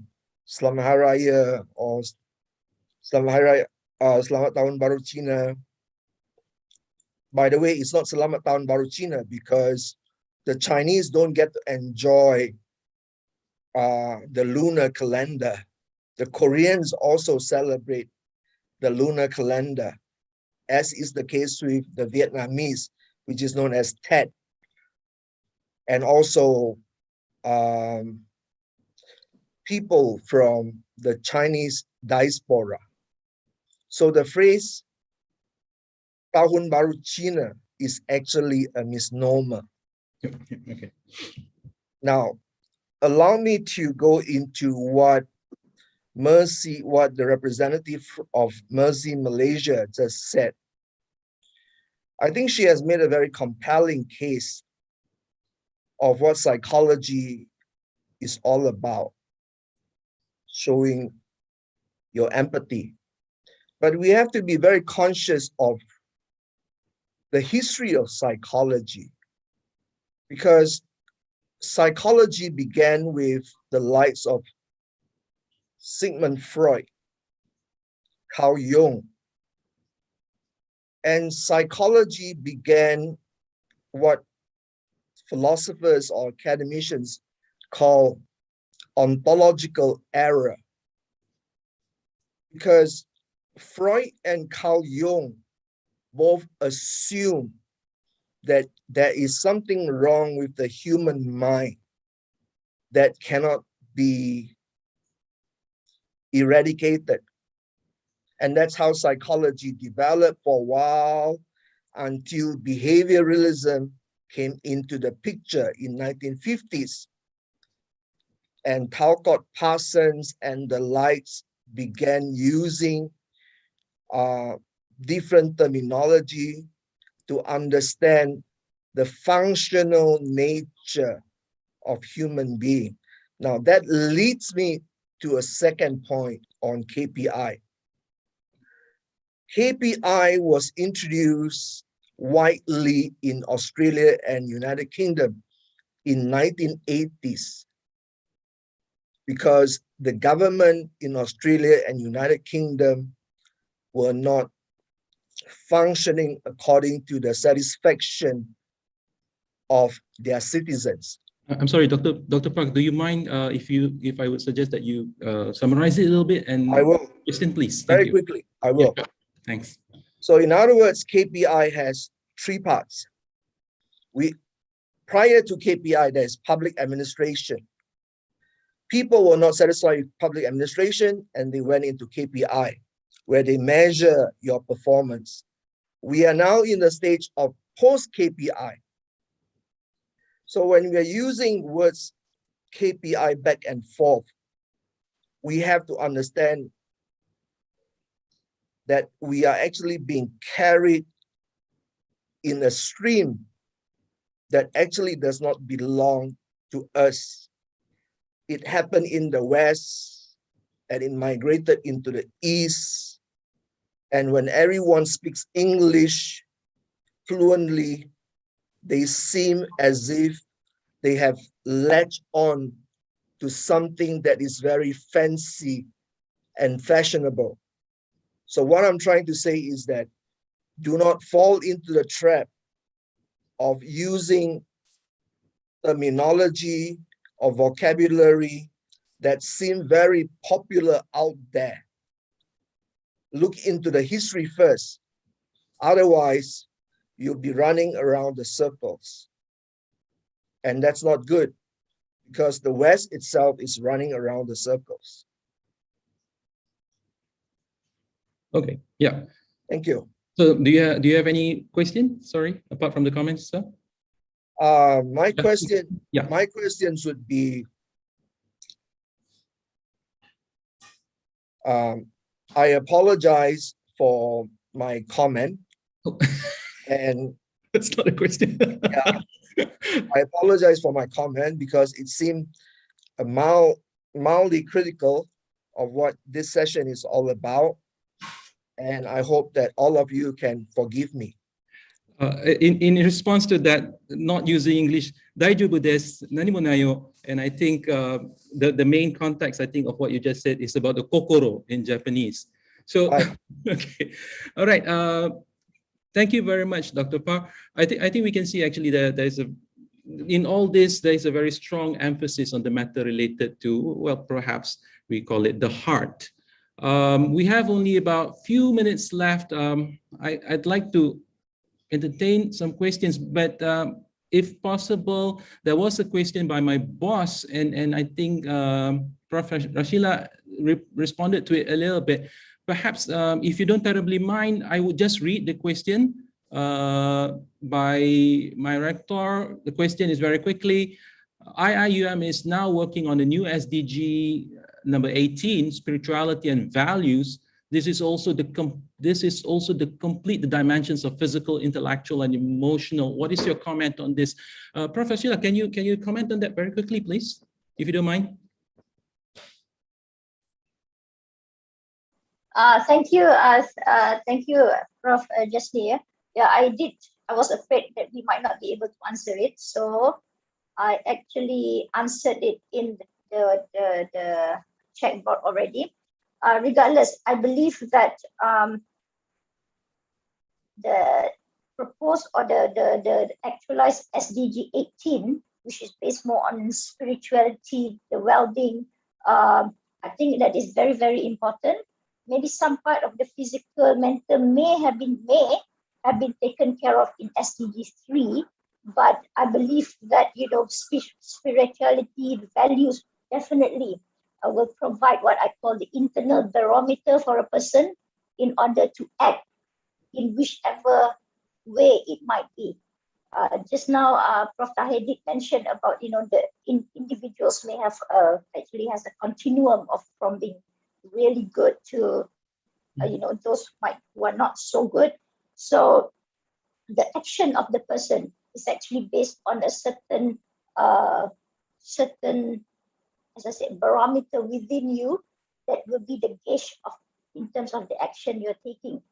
It is also about, as I said, localizing the SDGs to our context, because for us, spirituality is very important. Values are very important. That might not be similar in other communities, maybe. So these are the things that we need to be aware of. So I actually congratulate Prof. Zol. SDG 18 is very important. Thank you. Thank you very much. We're running short of time. If you allow me, perhaps I could ask the speakers if there's anything you want to say. 1 minute for each speaker. Dato' Tahir, Prof. Tahir, please. The very important distinguishing feature between a robot with the best artificial intelligence and a human being is spirituality. That's it. Thank you. That's very solid. Okay, Professor Sheila, again, if there's anything, last burning statements. Yeah, just a quick one. First of all, thank you once again to all to the hosts, to IIUM and ACAP for inviting me to this program. And the important thing we need to bear in mind in terms of organization, in terms of culture, in terms of leadership, I think, is to ensure that no one is to be left behind in whatever that we do. Thank you. Lovely, lovely.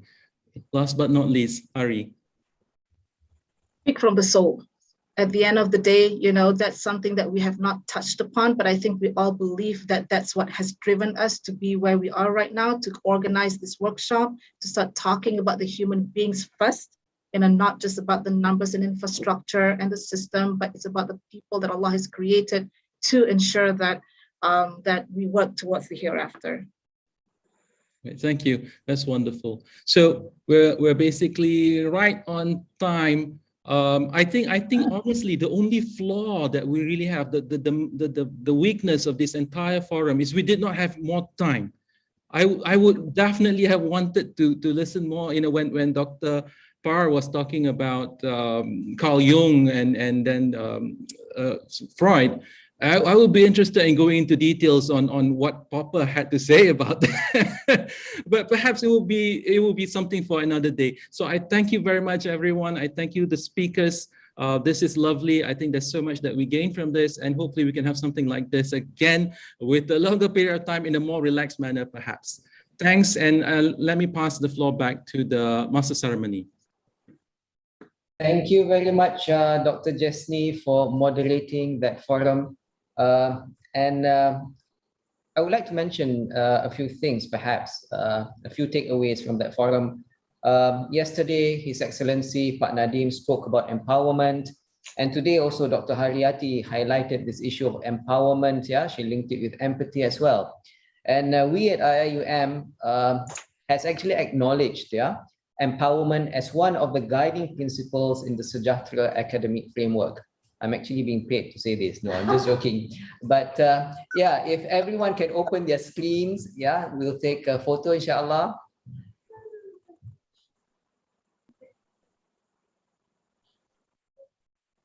Three, two, one.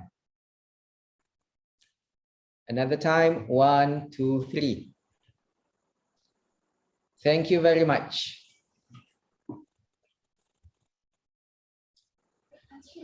Tan Sri Datuk Dr. Muhammad Daud Bakar, President of the International Islamic University, Malaysia. Professor Emeritus Tan Sri Datuk Zulkifli Abdul Razak, Rector, International Islamic University, Malaysia. Associate Professor Dr. Yazrina Yahya, Deputy Director of the Higher Education Leadership Academy, ACAP. Distinguished speakers, invited participants, our audience, brothers and sisters, ladies and gentlemen. Again, I greet you. Assalamu alaikum wa rahmatullah wa barakatuh.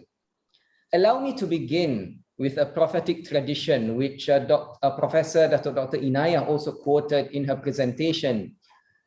Ala kullukum ra'in wa kullukum mas'ulun an ra'iyatih. فالإمام الذي على الناس راع وهو مسؤول عن رعيته. والرجل راع على أهل بيته وهو مسؤول عن رعيته. والمرأة راعية على أهل بيت زوجها وولده وهي مسؤولة عنهم. وعبد الرجل راع على مال سيده وهو مسؤول عنه. ألا فكلكم راع وكلكم مسؤول عن رعيته. Surely every one of you is a guardian or a leader and is responsible for his charges. The imam of the people or the ruler of the people is a guardian and is responsible for his subjects.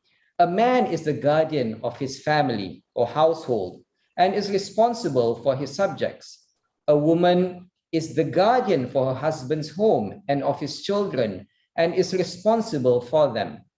And the slave of a man is a guardian of his master's property and is responsible for it. surely every one of you is a guardian or leader and responsible for his charges. This hadith reflects that each and every one of us is in fact a leader in our various capacities, and that we are accountable for ensuring the well-being of those under our care. As such, when we talk about humanizing leadership, it is a discourse that each and every one of us should be interested in. I have great pleasure now to invite Associate Professor Dr. Yazrina Yahya, the Deputy Director of the Higher Education Leadership Academy, ACAPT, to present the summary of this 1.5 days international webinar on humanizing education. Assalamualaikum warahmatullahi wabarakatuh. Peace be upon you and warm greetings to everyone. Honorable Tan Sri Dr. Muhammad Daud Bakar, President of the International Islamic University Malaysia, Honorable Prof. Emeritus Tan Sri Datuk Zulkifli Abdul Razak, Rector of the International Islamic University Malaysia, honorable guests, distinguished speakers and moderators, participants, ladies and gentlemen. First of all, thank you to all the distinguished speakers and also the participants who have been with us for the last 1.5 days to be, especially with ACAP and IIUM, in this Humanizing Leadership webinar. Allow me to take some of your time to provide the summary of the Humanizing Leadership webinar. We started off with a very inspiring talk by His Honorable Minister of Education, Culture, Research and Technology of Indonesia. It was what I would say a very good talk, very inspiring indeed, in which focus was very much on the importance of education and also the role of leaders in making sure that the education are well delivered to the stakeholders, be it the students, community, industry, and others. What we can learn is to reflect on the importance of education, our role as academic leaders, and also institutional leaders. Education should be focusing on building and nurturing better human beings. I mean, that's the first thing that we should put, before anything else. And higher education institutions should definitely take the role in humanizing education and humanizing the leaders. Now, education system needs to move away from semi-arbitrary division and move towards a multi and transdisciplinary approach, as no job or profession requires only one discipline of knowledge. So this is the challenges that we are facing, right? So unbundling the concept of university also includes opening up avenues for the students to learn inside and outside of the institution, moving away from the traditional classroom education, exposing them to the society and reality on the ground. The path of character development and developing a socially conscious human is by doing things, not by learning them passively from a textbook, not by learning them just by sitting in the classroom. So a lot of changes has to take place. I think this is one of the things that was highlighted by the minister, the Indonesian Minister of Education yesterday. Now, we all know education enables us to allow upward social mobility, thus functioning as a leveler of society and allowing us to address issues such as inequalities. The pandemic is a major setback, definitely, that's how we see it, but has undeniably increased inequalities as we are moving towards digitalization of school or even higher education. Now, access to the internet for all is therefore crucial to ensure that no one is left behind.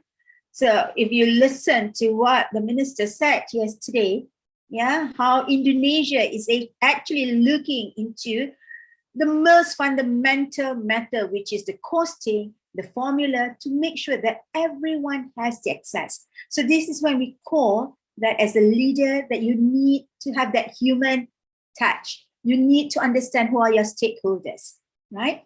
And one of the things that he also mentioned, the biggest challenge in reforming education is resistance to change. If you remember the words that he used yesterday, the academics needs to lower down or set aside their ego, all right? And also it includes political resistance. People are usually becoming complacent, doing the same thing every day for years, That's making resistance to change bigger. Right? It's very, very difficult once we are used to doing things. It's for us to change. There's a lot of things that put us on hold to that. So 3 crucial elements in ensuring changes taking place are political will, policy, and people, with the people driving the changes being the most important element. A good team should consist of a balance between experts and executors. As a team only consisting of experts will never get the job done, while the team with only executors will make a lot of mistakes. There's a balance between both is of utmost importance.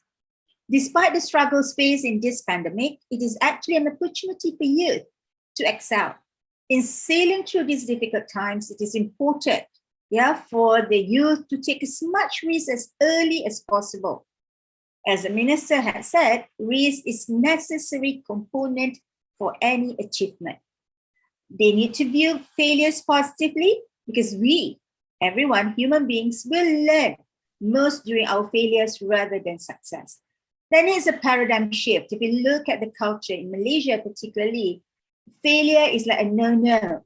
Once people make mistakes, we look at it as you're not a successful person. So a shift of paradigm, all right? There must be that human, positive, proactive looking that needs to be embedded.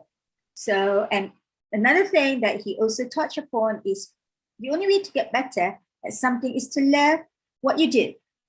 And this is when he said, as parents, some can agree, some can disagree, right? We may not be the best career advisor, right? So in putting on top of that, what he's trying to say, in humanizing leadership, we need to be able to understand the people. We need to be able to understand the youth. There is that generation gap. There needs to be trust, what we can set upon to allow them to actually grow. So building enough self-awareness and constantly challenge the opinion or others' opinion, is important, right? And he also emphasized that we cannot be too hung up or too possessive of a certain principle and refuse to change, right? Because change is a must. Things change. 20 years down the road, we never had internet. Now we have the internet. 20 years down the road or 10 years down the road, there was no social media. Now we have social media. So when we have social media, how do we address that? How do we adapt that?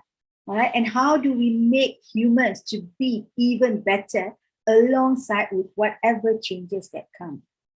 Now, the next forum discusses on the sustainability and inclusivity on how leaders should propagate sustainability and inclusivity in organization for sustainable society. Here, humanizing leadership needs to be viewed from the lenses of multiple intelligence, which include spiritual intelligence, civilizational intelligence, cultural intelligence, and emotional intelligence. We need to humanize leaders to change and address the real big issues humanity is facing. What quality of leadership we need from the graduates, and of course our own leaders in the institution, the academics particularly, is a question that should be asked when we want to produce the new graduates, right? Because we learn best from our teachers, we learn best from our parents. So the leaders should set the path, right? And of course that upon discussing that, yesterday's afternoon session, speakers speak very much on leadership and cultural intelligence. It is to look at the role of leaders towards establishing the concept university for community. We have talked about this over and over and over again, right? The university should work or should able to help the community. Now, the speakers there speak on how humanizing leadership is about acknowledging that we are leading other human beings and not about competing on number of KPIs, but nurturing humans. Often people said, I think among me, my friends, my colleagues, or people here who say that, KPI is important, but sometimes it pushes you away because we are so hung up in achieving the success stories, but we forgot about the humanity side. Yeah. So leadership at its best is about leading community towards a better future and focusing their energies to be the best they can be and guide them in their journey. And people's highest values are typically their religious values. becoming informed in the religious aspect, we become more qualified in leading a multi-religion nation. And by all that means, it's all the good universal values that we need to look into, right? Now, the pandemic is an unprecedented crisis and a real-time global test for leaders, which puts their characteristics and leadership skills on test. Now, there are so many challenges, and during the pandemic, it's your empathy, your fact, your courtesy that is put highly at test. Humanized leaders with high cultural intelligence, which are attuned to the values, I would say good universal values, beliefs, and styles of communication of people from different cultures is therefore very crucial. Different people has different needs, different people has different issues, right? But in making sure that the organization knows how do we understand that, and to make sure that people are able to work collectively and wanting to achieve what we wanted to achieve with all the restrictions and challenges that we face.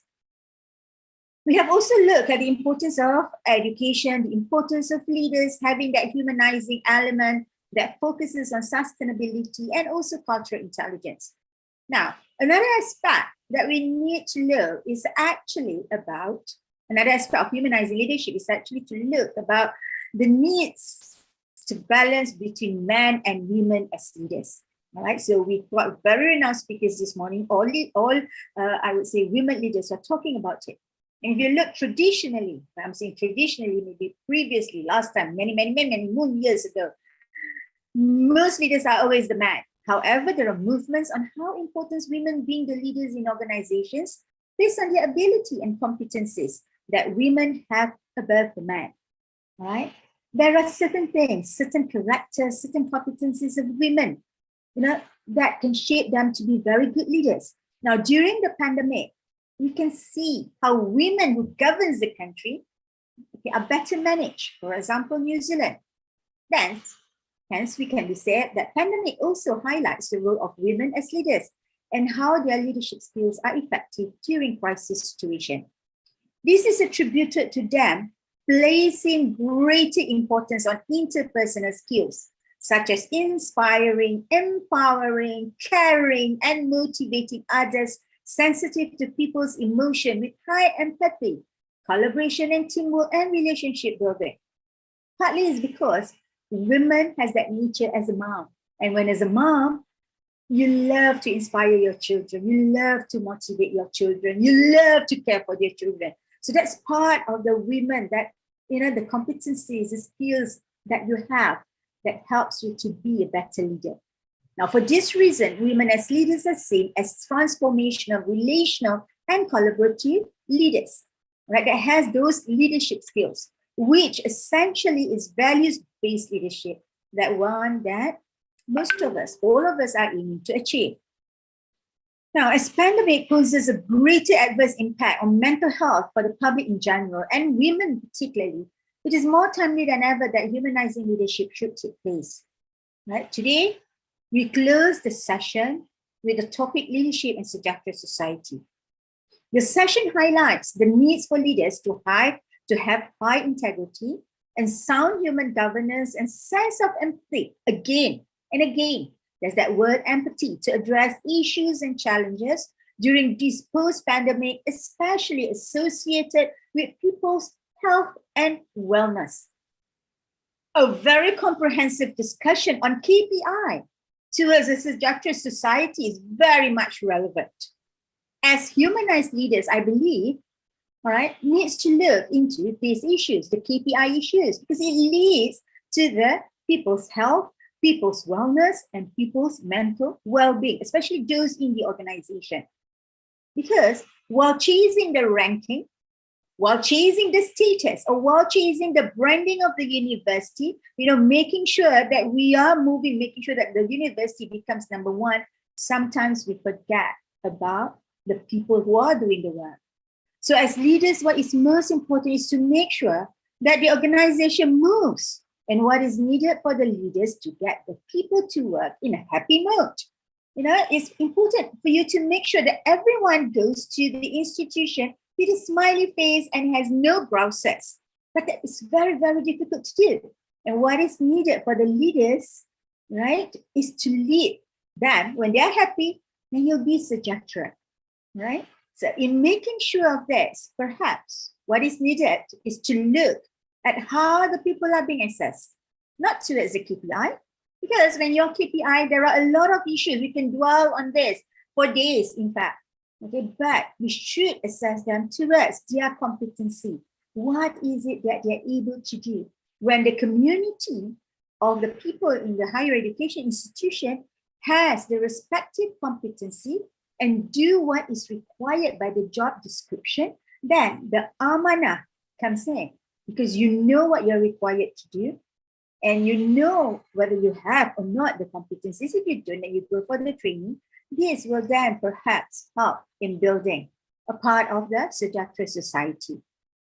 There is definitely much that can be talked about this. And on another note also, on top of the evaluation in building sejahtera, society needs to look at the fundamentals of what the sejahtera society upholds. The integrity about being amanah toward what's given has to be looked into as well.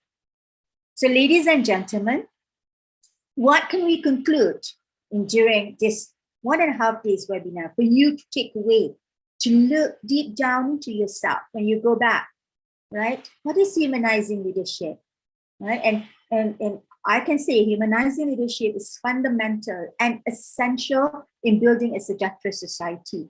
Go back home, look yourself as a leader, even in that small community of yours, right? What do you need to do to make sure that you have that human touch, that you're able to push your people to move using all the values, the universal good values that makes people happy, that is balanced, ethical, and promotes all the good values. So therefore, higher education, all of us, the academics, the people, the students who are here, inside the institutions plays very critical role in nurturing empathic leaders, right? People who can understand. We've heard cases just now where, people work so hard and yet they don't get promoted. People work so hard and yet they are being sidelined, So these are some of the things. As leaders, we are the one who makes the system. We are the ones who set the system. It can be changed. So to do that, we need to understand the concept of humanizing, and it's a collective effort towards that. So it is a must to have quality among leaders to ensure sustainable society. Leaders in various capacities, definitely at different levels, university, policymakers, and the ministry, right, should look on how can we build this sejahtera community? What is a fundamental root? If assessment about the KPI needs to be changed, then by all means it needs to be changed. If it is about educating or putting more values, then by all means, all right? But whatever the effort is, it should come collectively, right, to push forward the humanizing leadership agenda. So with that, thank you, ladies and gentlemen. Thank you for being with us for the past 1.5 days. Over to you back, Mr. MC. Thank you very much, Associate Professor Dr. Yazrina Yahya, for providing us with the summary of our international webinar on humanizing leadership. Perhaps closer back home at IIUM, what has been mentioned in the summary can be translated into practice. So leaders at all levels in IIUM should take this opportunity and make bold moves to enhance the well-being of Keluarga UIAM. While there is a tendency among us to engage in discussions, dialogues on leadership in search of perhaps a model or system that works, what is of utmost importance, in my view, is the ability of leaders to enhance the well-being of those under their care and subsequently effect change in pursuit of kesejahteraan. I now invite Tan Sri Datuk Dr. Muhammad Daud Bakar, President of the International Islamic University Malaysia, to deliver the closing remarks for this webinar.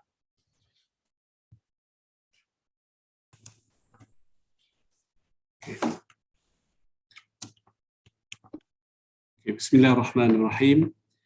Alhamdulillahi Rabbil Alamin. Wassalatu wassalamu ala Rasuli al-Amin, Sayyidina Muhammadin sallallahu alaihi wasallam. Thank you, Mr.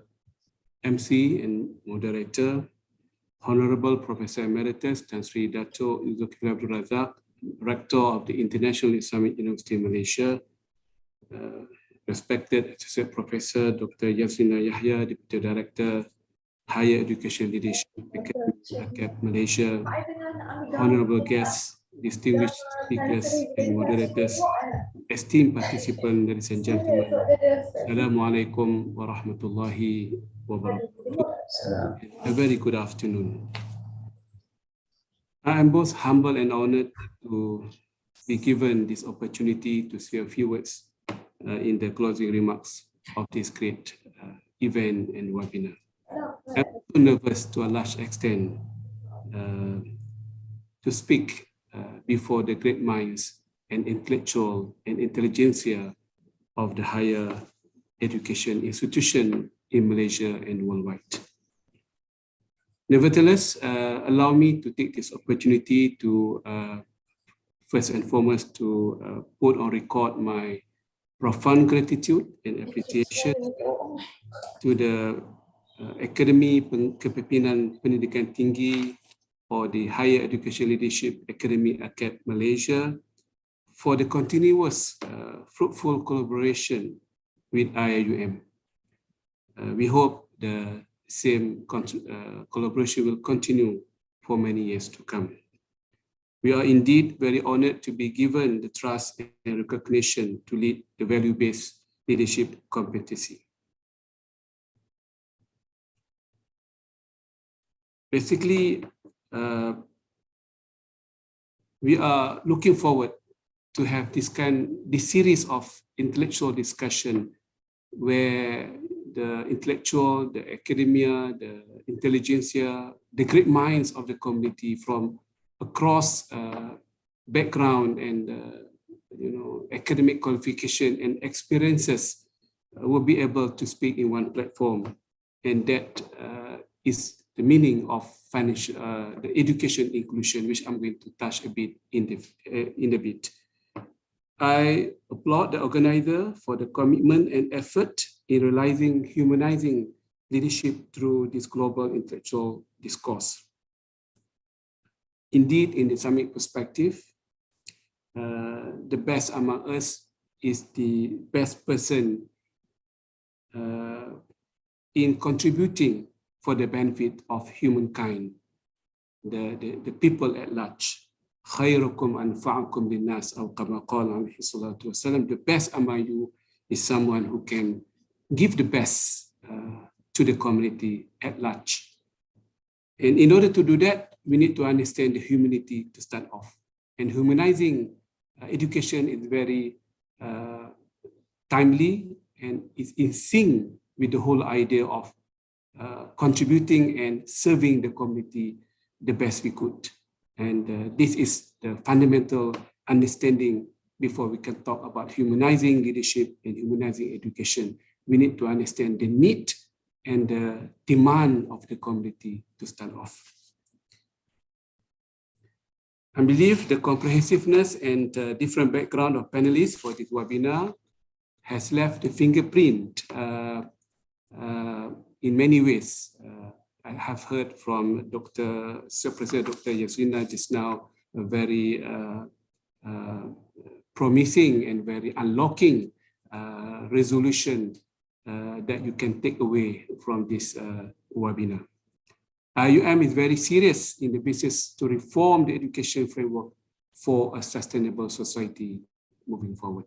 In fact, we don't have any other option but to talk, articulate, discuss, imprint the meaning of sustainability in all dimensions of life.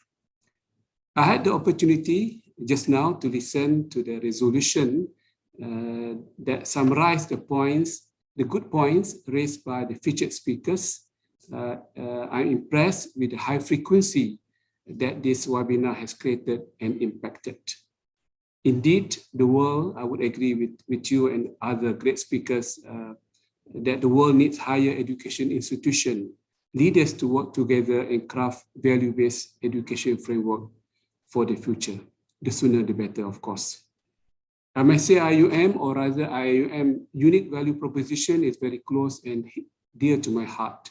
The university has produced exemplary graduates, the Khalifa or the vicegerents, who are in the position and competency to build nation globally as prescribed in our university vision and mission. Within the realm of our existence, one of the most important matters that we have to understand for the future is we must teach our children the knowledge to understand and appreciate the real life situation, sneak peek into the reality, and to take into account the reality check. The uncertainty of current scenario, or given the uncertainty of current scenario, the state of health and wealth of the nation and other global issues we are facing, higher education institution must and should play a vital role in shaping the future generation, addressing the issue of health, mentally or physically, and wealth, mentally or physically to some extent. University must be made into a conduit of character building in a manner that will reflect upon us the kind of citizen we would like to have in the future. The journey starts from the university to produce the future citizens of the world. I'm proud to say IUM has contributed to producing a number of leaders out there in the world. The same credits goes to other Malaysian higher education institutions, while some have become ministers, deputy ministers, judges, some have become president and CEO or CFO of many good and great companies around the globe. On the same point, some have done their job very well, willing and very keen to contribute to solve the problem in the society. Of course, in their own way. Thus, a higher education institution must produce graduates with soul. Of course, sometimes we see into the eyes of our student. I could be wrong. I wish I'm wrong. We can see into them very much soulless student walking around the campus without having any soul. And the first challenge and the first task we need to do is to bring back the soul to the body of our student, so they become soul loaded kind of personality rather than a soulless or soulless student working in the campus. With that, they can become a balanced person that would become the agent of change that Dr. Yasinda has mentioned just now, the need to change the society. And education is the only institution and vehicle to transform the change agenda in the society. I'm sure we are now more than capable to practice Sejahtera leadership. I believe that Sejahtera leadership will require both software and hardware in our journey to nurture and develop a holistic leader who is relevant, trendy, and fashionable. I would also like to believe that Sejahtera leadership would demand and warrant everything we have, the best that we have, to transform from textbook and mechanical to functional and responsible template or track of education.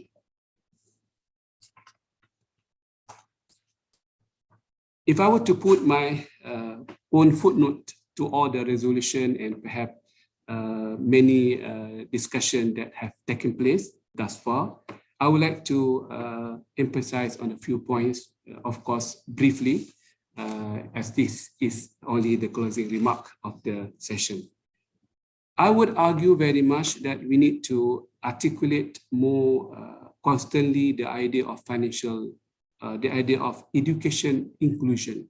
In the other part of the world, in Malaysia, we talk about financial inclusion. Everyone needs to be bankable enough. Indonesia, India, China having the same problem, they are progressing well. The same would be relevant to education inclusion. And we are fortunate because the coming of technology, smart technology, would help us achieving the education inclusion more than ever before. Because by having investment in technology, we can make education very much inclusive to everyone. We compare $1 to $1 investment in technology and in brick and mortar building and what have you. It will not be able to make education inclusive to everyone in the society. Rescaling, upscaling, basic, secondary, tertiary, all the way to the community. But with the technology, we can do it now quite handsomely. The second point I wanted to mention briefly is the need to move away from very mass kind of education, lecture, theater, forum, because people are moving toward personalized solution in their lifestyle, in the shopping, food, whatever, tourism, sport. Everything has been personalized except education. So we need to go, and human is about personalized touch for each and every student, having their own profile, their own, data from day one they come to the university all the way until they got the job, what they are supposed to get from the profile and from the data of that particular student. So perhaps this is something I cannot emphasize further. Personalized solution has been the core teaching of Islam from day one. Everyone must be taught and addressed up to his level, up to his need. Someone is very much geared towards becoming a doctor or lawyer. That should be the way, other than giving a very much general and public lecture, even in the classroom.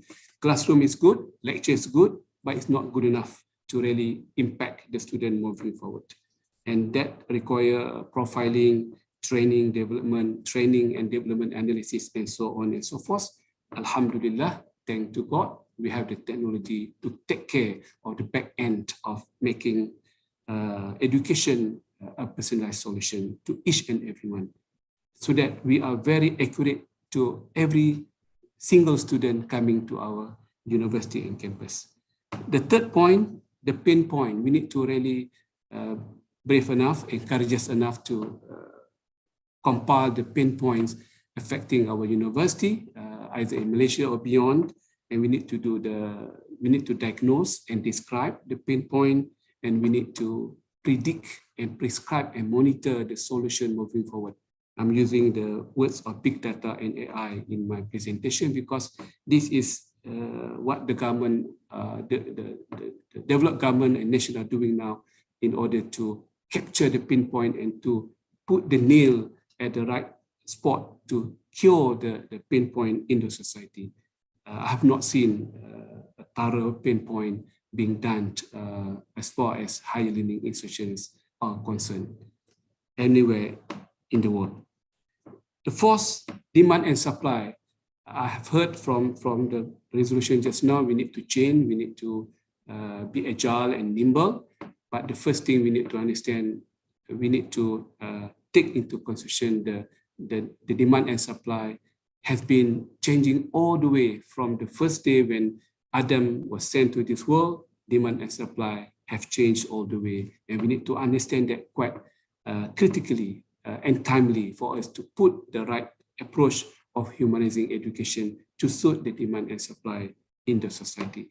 Demand and supply is not bad. They are part of human being, and people are motivated by demand and supply all the way. The last but not least, perhaps if you can, if we cannot do the above 4 points, if we can do the last one, will be good enough for us to connect all the dots. We have all the dots which are not connected to one another. And human being, we are connected very well. The organ, the mental, the physical, the soul, we are very much connected by the grace of the Creator, Allah Subhanahu wa Taala. But when it comes to human system, we are not that connected that well. So perhaps this kind of seminar and the future seminar, we can look into the dots which are not connected, and we can expedite and the achievement or the performance of our objective, and we can target the low-hanging fruit. And I'm sure there are many unconnected dots near to us, in front of us, at the back. And our job as the thinkers and the educators is to find all these unconnected dots and to make them connected, interlinked, and interconnected. I think with that, I would like to take this opportunity again on behalf of the university to thank our partner ACAP, and also to thank all the speakers, not to mention the two ministers who have spoken in our great event. We thank them for their time and generosity and willingness to share their insight and perspective. I would like to thank all the great professors, great minds, great scholars, and all the moderators and the participants. I'm sure this event has left behind many good lessons and have impacted you in one way or another. Let us be human in our understanding, let us be human in our delivery channel, and let us be human in analyzing the impact of our job. And with that, I would like to thank everyone again. I would like to end my speech and hope we can meet again in one way or another in the future. I wish you everyone all the best, and we hope everyone has benefited a lot. And from the bottom of my heart, on behalf of the university, we look forward to welcoming you again in many other interesting forum like this in the future. Thank you. Assalamualaikum warahmatullahi wabarakatuh. Thank you very much, Tan Sri Datuk Dr. Muhammad Daud Bakar, for that closing remarks. Allow me to quote actually my colleague who's in the office with me. She said, because Tan Sri was mentioning about connecting the dots. So she said that actually we should connect the dots under the spiritual Milky Way, in reference to what our rector has actually mentioned also yesterday. With that, we come to the end of this webinar, which was organized by the International Islamic University Malaysia in partnership with the Higher Education Leadership Academy, ACAT. In particular, allow me to thank the Office for Strategy and Institutional Change, OSIC, and also the Office of Knowledge for Change and Advancement, KCA, and also the technical team who worked tirelessly behind the scenes. I would also like to apologize for all of my shortcomings in hosting this webinar. Before we all leave this webinar, perhaps everyone can switch on their cameras so that we may take a photo.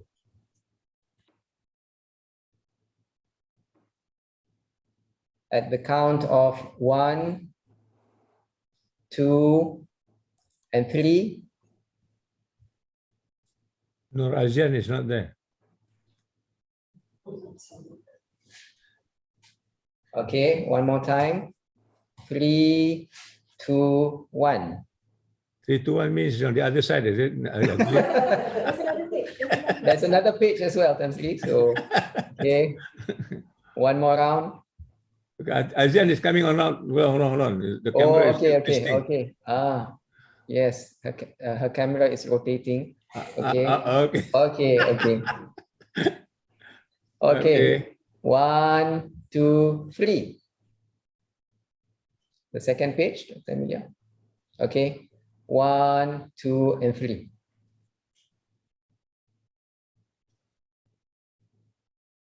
Thank you very much, everyone. And as the President mentioned just now, we hope that we can meet you again in other events and other programs organized by the university. Thank you for joining us, and thank you for making this international webinar on humanizing leadership a success. Assalamu alaikum wa rahmatullah wa barakatuh. Waalaikumsalam. Thank you to Adli. He's the only man in the room for your information, and he survived it. So, congratulations. Thank you, everybody. Assalamu alaikum and take care.